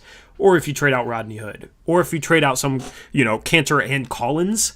But then you have to fill a roster spot, so it's even tougher in that regard, and I wouldn't want to do that either. I don't want to give up on Collins yet, and Cantor has a rotation spot, whereas Hood's spot is shaky. So it would likely be Hood being that salary needed to maybe bring back a guy making $10 million. The thing is, there's not really many targets on the trade market that make sense at $10 million, so I don't really know what it would be for, but he does have a team option next year, so he's basically a $10 million expiring contract. So if you have a lottery team that has a decent player, like hypothetically say the Knicks were a lottery team. The problem is they're not, but say they were, and you look at like an Alec Burks who's having a good season, and I think he's only making, $8 million? Rodney Hood is basically an expiring contract because he has a team option for next year, so it'd be something like Rodney Hood and like two future second round picks. For an Alec Burks or something like that, which is basically the type of trade we made for Hood in the first place when we traded Stauskas, Baldwin, and 2 seconds for Rodney Hood. Stauskas and Baldwin were involved to make the salary work. The Cavaliers, when they traded Hood to us, didn't want Stauskas or Baldwin. They got rid of both of them. They just wanted those couple second-round picks, and we used those 2 guys as salary to match Rodney Hood when we brought him in. So it'd basically be just using Rodney Hood's basically expiring salary to bring something in and then attaching second round picks to it, and the team that we're trading with would likely want those second round picks and wouldn't really care for Hood, but would take him on as an expiring contract to make it work. Mm-hmm. So hopefully I explained that well. As far as Scores Nation asking about Marvin Bagley, he's having a good season. The problem is I'm focusing on what the Blazers are doing, so I'm not focusing too hard on Marvin Bagley, but I look at him statistically. He's playing 26 minutes a game right now, right? He's getting 14 points, 7.5 rebounds, and he's shooting 37% from 3 and 50% from the field. He's shooting 54% inside the arc. His true shooting percentage is 55%. It's kind of surprising that's that low looking at his percentages, but he's shooting 53% from the free throw line. That's surprising to see. I guess that's why. But overall, he's having a decent season. Per 36 minutes, he's giving you almost 20 points and 11 rebounds. He has to be better. That team just struggles defensively. I'm not honed in on him defensively, but he was looked at to be a good defender coming into the league. So if Kings fans think he's struggling defensively, obviously I believe him. They watch their team more than I do. It's just kind of surprising that that's the area that he's having trouble with. Yeah, so you look at his numbers tonight, and they're decent. And then you obviously, like Scores Nation says, he has his defensive lapses. But there was 2 plays in particular that were kind of troubling for me in terms of projecting him to be a really good player in the future. One is you catch the ball with 2 seconds left in a quarter and you don't shoot the ball. You just stand there with it. What are you doing? And Luke Walton was livid. He hit a cup and was just yelling at him. I would have hated to Ben Bagley at halftime. He probably deserved to be chewed out, but what are you doing? You have to be aware in that situation. But the play that really stood out to me, I don't know if Scores Nation noticed this or not, but there was a play where he got the ball on the baseline about halfway between the hoop and the 3-point line. And Bielitsa sealed his guy under the hoop and was calling for the ball. And Bagley looked right at him and then just dribbled away. And you could see Bielitsa was just throwing his arms up in disgust afterwards. And it's just little things like that are like if he just makes that pass, like, it's good team basketball and it's the right play basketball wise or whatever. And so the fact that he had two like pretty bad offensive like shut in the full moments in this game to me, like those are concerning to me as well, because he should be a lot better at this point in his career offensively as well. Yeah, and that's kind of the feeling that I've had with Bagley when I have watched him is, as cliche as this sounds, it just doesn't seem to have that it factor mentally. He like mentally doesn't fully grasp the game like he should, and it holds him back. Obviously, he's talented. You look at him statistically, and he's efficient from the 3-point line, efficient from inside the arc. Last year, he shot 80% from the free throw line, which is weird that he's shooting like 56% right now. But that could be maybe attributed to a focus thing. I don't know. He just seems almost aloof out there at times, and not truly understanding what's happening, but then he has the talent to go make a play or go hit a 3 on the run, stepping into it in transition as a 6'11" big. You know what I mean? So it's like you see the flashes of talent that, the Kings drafted him for at number 2, but it's hard, it's kind of hard to project if players will like mentally grow to the point where they grasp the NBA game or if they won't. And he seems to be one of those guys that is struggling with that right now. Yeah, to Tanner's point, he says, to be fair, this is his first season where he's been relatively healthy. That's true. I think his problem is always going to be he's not Luka Doncic, and that's who they passed on him for. And then there's several other players, whether it be Jaren Jackson or Trae Young or even a Mikal Bridges who's breaking out this year and having a great season. There's players that were drafted in that same draft after him that are absolutely producing in this year, and that just magnifies, like, he could be really good this season, but he's not Luka, so they're never going to accept him as good or as good as he's playing. And not saying he is doing that, but he's kind of screwed in that aspect, is he's never going to overcome that, at least as a Sacramento King. I think a change of scenery at some point would do wonders for him. Yep. And there's other guys who like aren't any better than him as number 2 overall picks. Like, I don't know, I'm not super high on like a Lonzo Ball, but given kind of some of the guys that went behind, I mean, Jason Tatum went right behind him, but partly it was him being traded, and it wasn't like a Luka Doncic, like a generational talent that went right behind him, so he doesn't get as much, heat as like a Bagley does, considering he was drafted ahead. And it also doesn't help that Sacramento has a reputation for not making the right draft pick. That also kind of, gives Bagley some more heat. I'm honestly happy for you guys that you guys finally had a good draft pick this year with Halliburton. I loved Halliburton in college, and I feel bad for Kings fans because your guys' organization kind of blows in the draft every year. I don't know. Hopefully you don't feel attacked by that, but I honestly feel bad for Kings fans because it's like, back to Nick Stauskas. Ben McLemore didn't pan out. Remember Papagiannis? I'm going to make this guy want to shut off the stream. But yeah, you guys got Tyrese this year, and I'm happy because he is definitely a steal with where you got him. Yeah, Thomas Robinson. Thomas Robinson. A lot of guys that we've had. Retreads, we've had Stauskas, Thomas Robinson, Papagiannis. And well, they're kind of, the joke is that they're our farm system.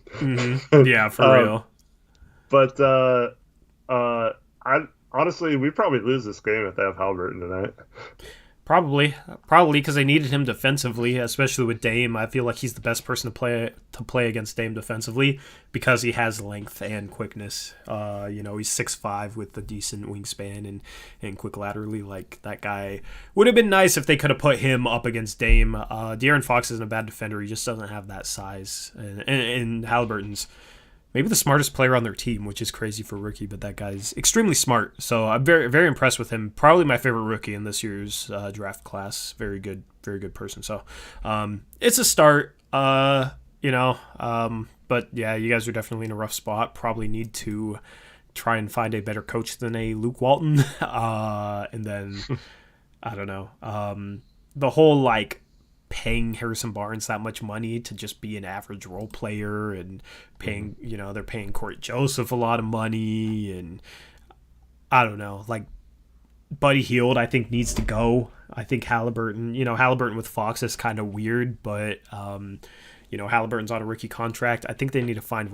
ways to shed some salary, maybe trade for some bad salary to get draft picks with that salary, and then try and find ways to find a star in the draft, maybe get a little bit worse so they can get better later, because right now they're kind of a little bit in between, and it's looking like late lottery, and you have a good draft coming up, but still, it's they're just in a tough position right now. So It's funny how he said Kings fans hate Corey Joseph, because I don't know if Blazer fans feel like this, but I feel like Corey Joseph always goes off against us. Yeah.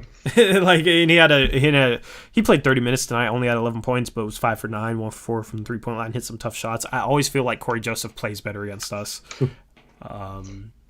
So also, if I'm the Kings, I would find a way. It's kind of hindsight, but you know who would have been perfect for them? If they were the third team involved in the Houston Nets trade and got a Jared Allen to go with their guards, Yeah. And they could have easily gotten him because, Cleveland gave up an expiring contract for him, so they had plenty of options to do that.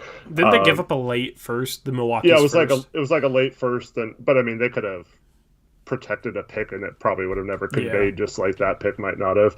So they could have found a way to do that, and like then you're all of a sudden talking about a young trio and Fox, Allen, and Halliburton that would project long term a lot better than what they have now. Yeah, because all three of those guys are plus defenders, and you'd still have guys like Hield and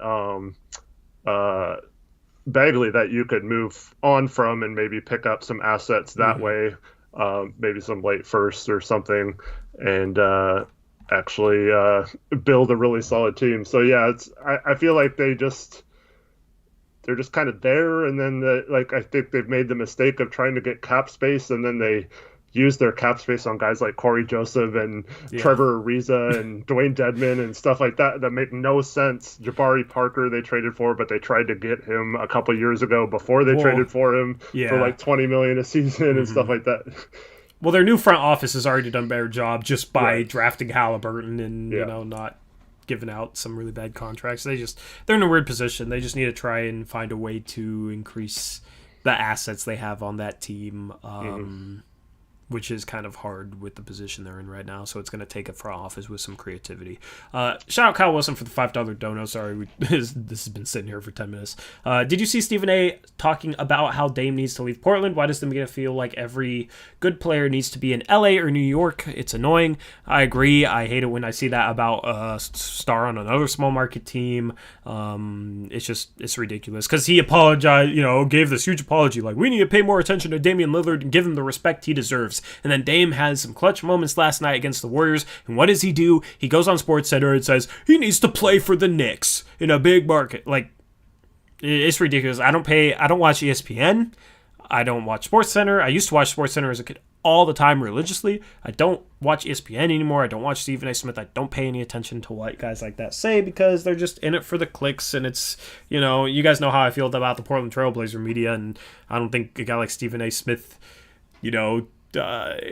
he might understand the game of basketball, but his job is not to understand the game of basketball. His job is to entertain and help ESPN get clicks and make money, and that's how he gets paid. That's how Skip Bayless is able to get a 4-year, $32 million contract, which he re-signed today with Fox Sports.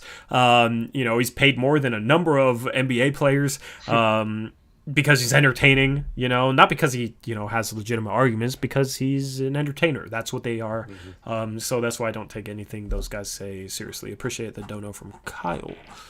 And I don't know how many times Dame has to make this clear that he's not like that. He doesn't want to go to those cities. He's even told Stephen A. Smith he doesn't want to go to those cities. So he doesn't want to join people. Yeah, it's just, you're basically calling him a liar every time you have a segment like this.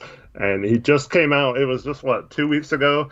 Again, he reiterated that he is Portland for life and he doesn't want to go anywhere. He wants to be here for the rest of his life. And You never know at the end of his career if that'll change, but to like disrespect him constantly and saying, "Oh, he needs to go here, he needs to go there." Why? Like, no, he Yeah. doesn't have to do that. Yep. A small market's got to stick together, man. Screw them big markets. That's how I feel about it.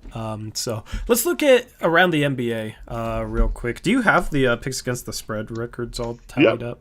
I do. All right. What were our records today? Starting from maybe best to worst? Okay, we all won our double down, so that was good. Yeah, bro. Okay, I doubled down on Memphis. Right? Everybody picked Milwaukee. I picked Memphis. There were.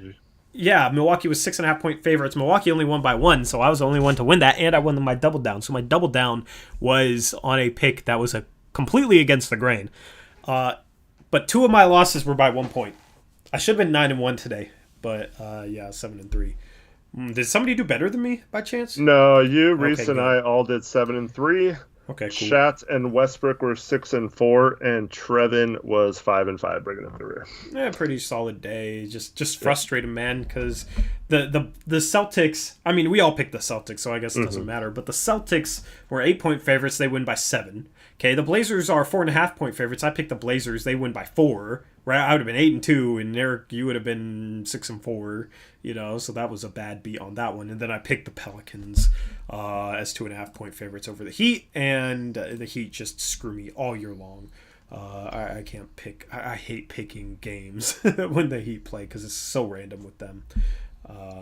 Mac Mold says, poll question, who here still gets excited for All-Star Weekend? Who thinks it's overrated? I still love All-Star Weekend in the mold. I mean, I like All-Star Weekend, but this year's All-Star Weekend doesn't have anywhere near as much excitement to it for me, just because of the way it's set up and how watered down some of the competitions are. Not as many people participating in them. Fans of the All-Star Game is kind of weird. I feel like fans are very important for an All-Star Game, and especially for a dunk contest. Like, I don't know. It's the All-Star Weekend is a spectacle, so without fans it's just it's kind of weird. So normally I would be I would be into it, but this year it's kind of just like, oh well, we'll see. I'll probably watch the All-Star Game, why not, just kick back, relax, and I'll watch the dunk contest, see what Anthony can do, but other than that I'm not too excited. So I made a mistake. Reese is 8-2. Reese is 8-2. Yeah. Props to Reese. He needed an 8-2 day. Sadly, he doesn't gain a whole lot, but he needs more days like that. So Reese gained 3 games on Trevin.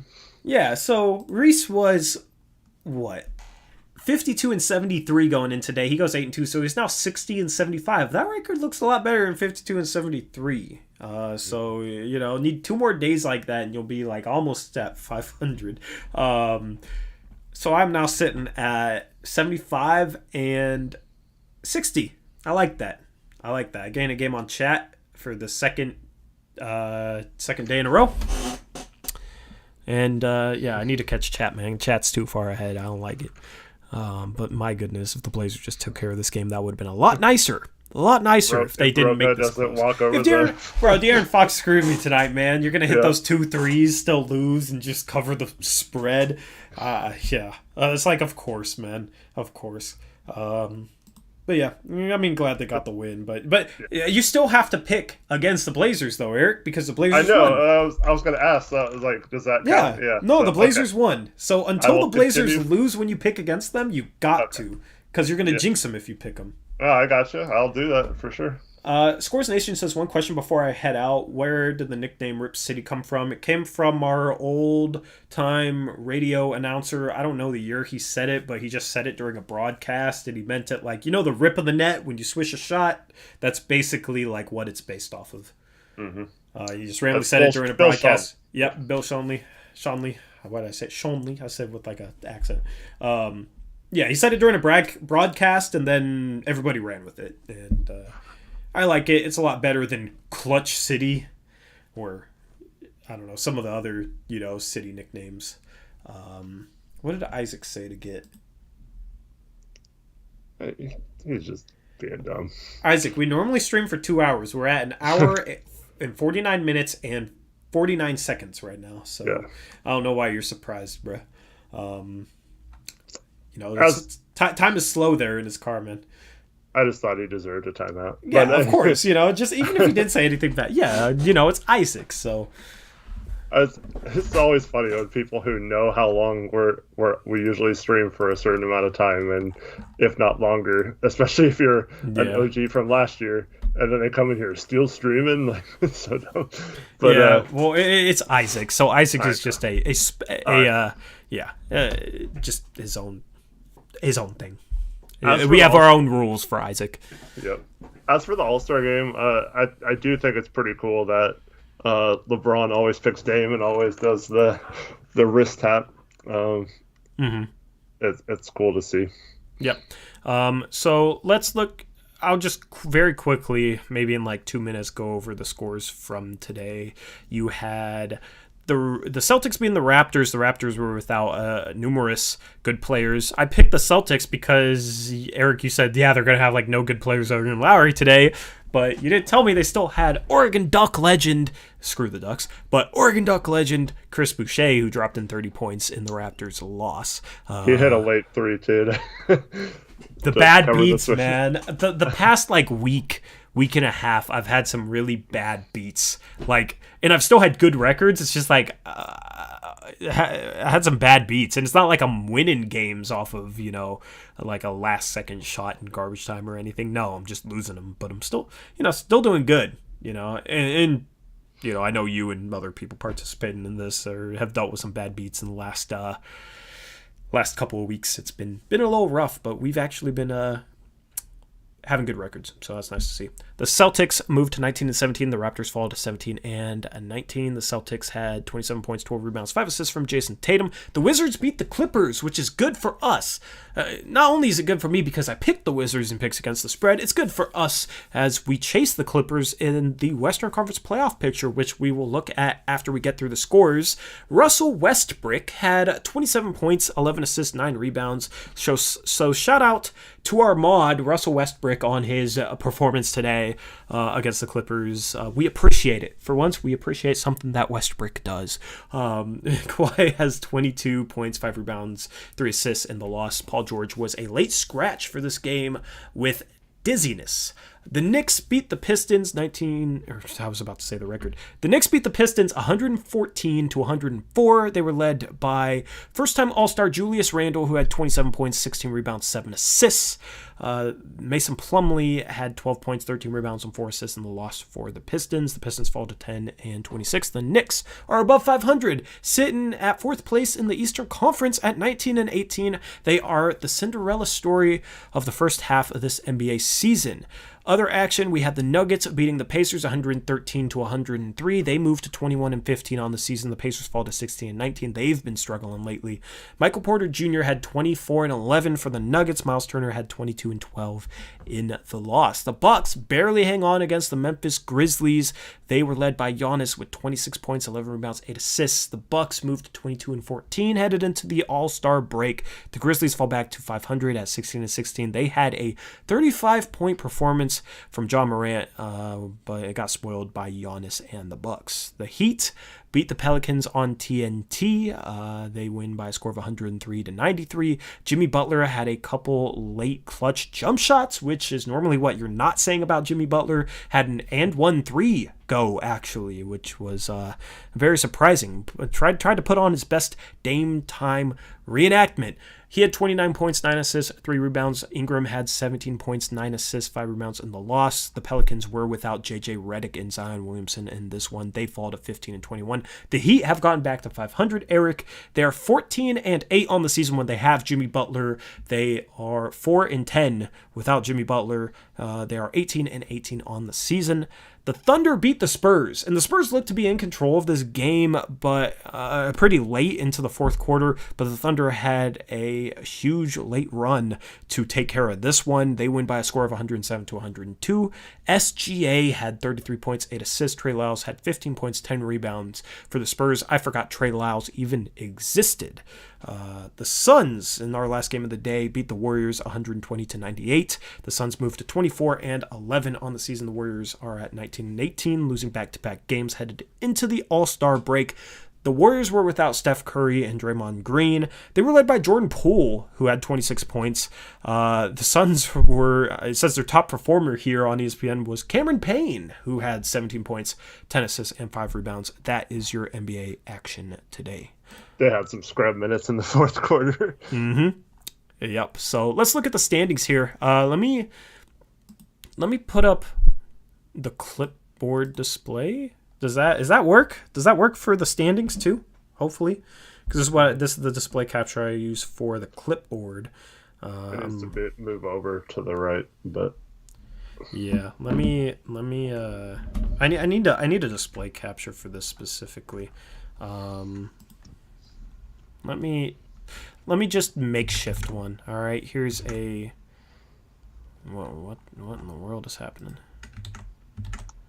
Okay. You know what? We're late in the show. I am going to, just so you guys can see the standings, I should have done this before, but this idea just came to me now. Yeah, let's just do it like this and do it like that. I think that is good. Let me make sure it's good. I need to move it over. There. Cool. I don't know. There's no easy way to do that. But that is the standings pictured. I will zoom in a little bit for you guys. We'll just focus on the West here. The Jazz still in first place. The Suns have moved up to second, 24 and 11. The Lakers have lost 7 out of their last 10. They are only 2 games ahead of us. The Clippers lost tonight. They have lost 3 in a row, have only won 4 out of their last 10. They are only a game and a half ahead of us. We are... Honestly, there isn't much separation between us and like 10th. There's only 3.5 games there. The Grizzlies sitting at 500 there in 10th. But I mean, there's a chance here. I mean, you look at this. We're only 3 games behind second place, Eric. The Jazz, you know, if they're 6-4 in their last 10, if they fall back down to earth, there's a chance if we win a lot of games to potentially get a 2 seed. In my opinion, it's going to be tough, but we got a couple games against the Suns that we'd have to take care of likely in order to do that. We have a tough schedule, but we play the Clippers multiple times, play the Jazz multiple times, play the Suns multiple times. Those games are going to be huge. We're going to have to win a majority of them to give ourselves a chance at maybe even the 1 seed, you know, if we can take care of business against the Jazz. I don't know. That's why we hold the team accountable in terms of the basketball they play in a win against a bad team, because I want them to win when they play good teams, when they play these Western Conference rivals, because they have a chance here to give themselves a good position going into the playoffs, and I want them to make the most out of it.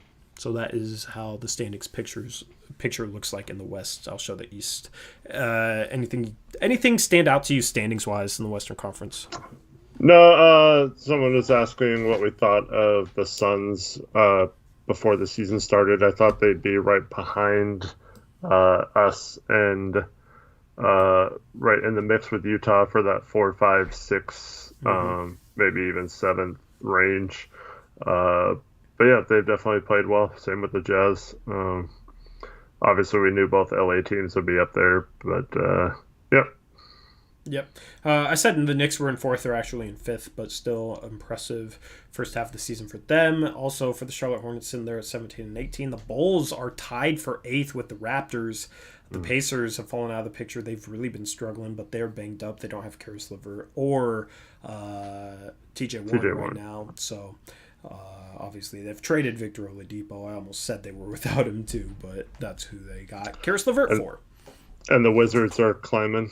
The Wizards are only 2 games out, man. I mean, you have a lot of teams with a chance at this thing, and the Sixers, I don't know, like they're a good team, but they're a team that's kind of, you know, hasn't really performed the best in the playoffs at times. I mean, I don't know. You get a team like Atlanta there, if they're full strength, I feel like they could win a couple games against the Sixers in a first-round series. You know, against the Nuts or the Bucks, I don't have anywhere near as much confidence. I don't know. There's just something about the Sixers. They've only won like 4 games against teams above 500. Something seems a little fluky about them. It'll be interesting to see if that is true or if I'm just, wrong on that one. But it'll be interesting to see if the Knicks can hang on. to a playoff position. That would be interesting. It's very interesting to watch the Eastern Conference because you got a lot of teams that people didn't expect that are playing above their heads, most notably the Knicks, Hornets, and the Bulls. But the Wizards, as of late, they've won 7 out of their last 10, so maybe that's a factor too. And you got them like 4 games away from being in 4th right now, so yeah, still a lot to be determined. So yeah, it looked like it was a lost season for them, and that's how fast things can change in the East when your 4th place team is only 2 games above 500. So that is a look at the standings. That's gonna wrap up this post-game show. Anything else you want to touch on, Eric? No, I hope everyone has a good All-Star weekend and enjoys a little break from Blazer basketball, having to have heart problems watching every game come down to the final seconds. Yep. You get a little week break from that since we can only play close games or get blown out, I guess. I hope everyone has a great weekend, and thank you so much for tuning in, even if we disagree with your takes or come at you a little bit. I just hope everyone knows that we appreciate you guys watching. Yep. We will have a stream on Monday over on our second channel. If you haven't subscribed, make sure you hit that link in the description. That's Blazers Uprise Live. We will recap the All-Star game, the dunk contest, the skills challenge with Rocco, and what happens there, and the 3-point contest. We'll recap All-Star Day. It's not All-Star Weekend, it's all on one day. It's just on Sunday. But we will recap that Monday at 9 p.m. Pacific time. That is a special time for Blazers Uprise Live. We won't have picks against the spread or any games on Monday, so that's why we're doing it later in the night. So hopefully we see you there. We're like 19 subs away from 1,000 over there, so if you go subscribe, it would mean a lot as we slowly grind our way towards that number. That is where we have picks against the spread Mondays and Thursdays, usually at 3:30 Pacific time. Again, on Monday it'll be at 9 o'clock p.m. Pacific time. Follow us on Twitter. We will be live tweeting during All-Star Day, during Sunday, during the dunk contest and whatnot. So if you want our reactions while that happens, make sure to follow me at ToryJonesYT. Eric is at HoopsJock. The channel is at Blazers Uprise YT. That's where you can stay tuned for any content we drop. We will be dropping a couple videos and tweeting out the streams like we always do on that channel Twitter page. Other than that, thank you to all my channel subscribers, or all my channel members and my subscribers, but if you want to become a channel member, hit that join button below this video. I'll be uploading a full highlights reaction to this game for channel members only. That link will be in the community tab, and I'll also tweet that out on the main Twitter page when we drop that. Shout out to my mods for helping us police chat. We appreciate all that you do, Trevin, Westbrook, and Reese. And shout out to all you who tuned in tonight. With that, that's a wrap for the stream. We're headed into the All-Star break. We will catch you again live on Monday. And then we'll get into the second half of the season, get CJ back, hopefully get Nurkic back soon, see what the trade deadline looks like. There's some action coming up after this break, so hopefully you enjoy the break from Blazer basketball. We certainly will, kick our feet up and relax a little bit until we get a hectic second half of the season underway, where the Blazers will have to play 37 games in 67 days. It's going to be fun. So, yes. Anyway, thank you guys for tuning in. Hope you have a good rest of your night and a good weekend ahead. As always, peace out. Go Blazers.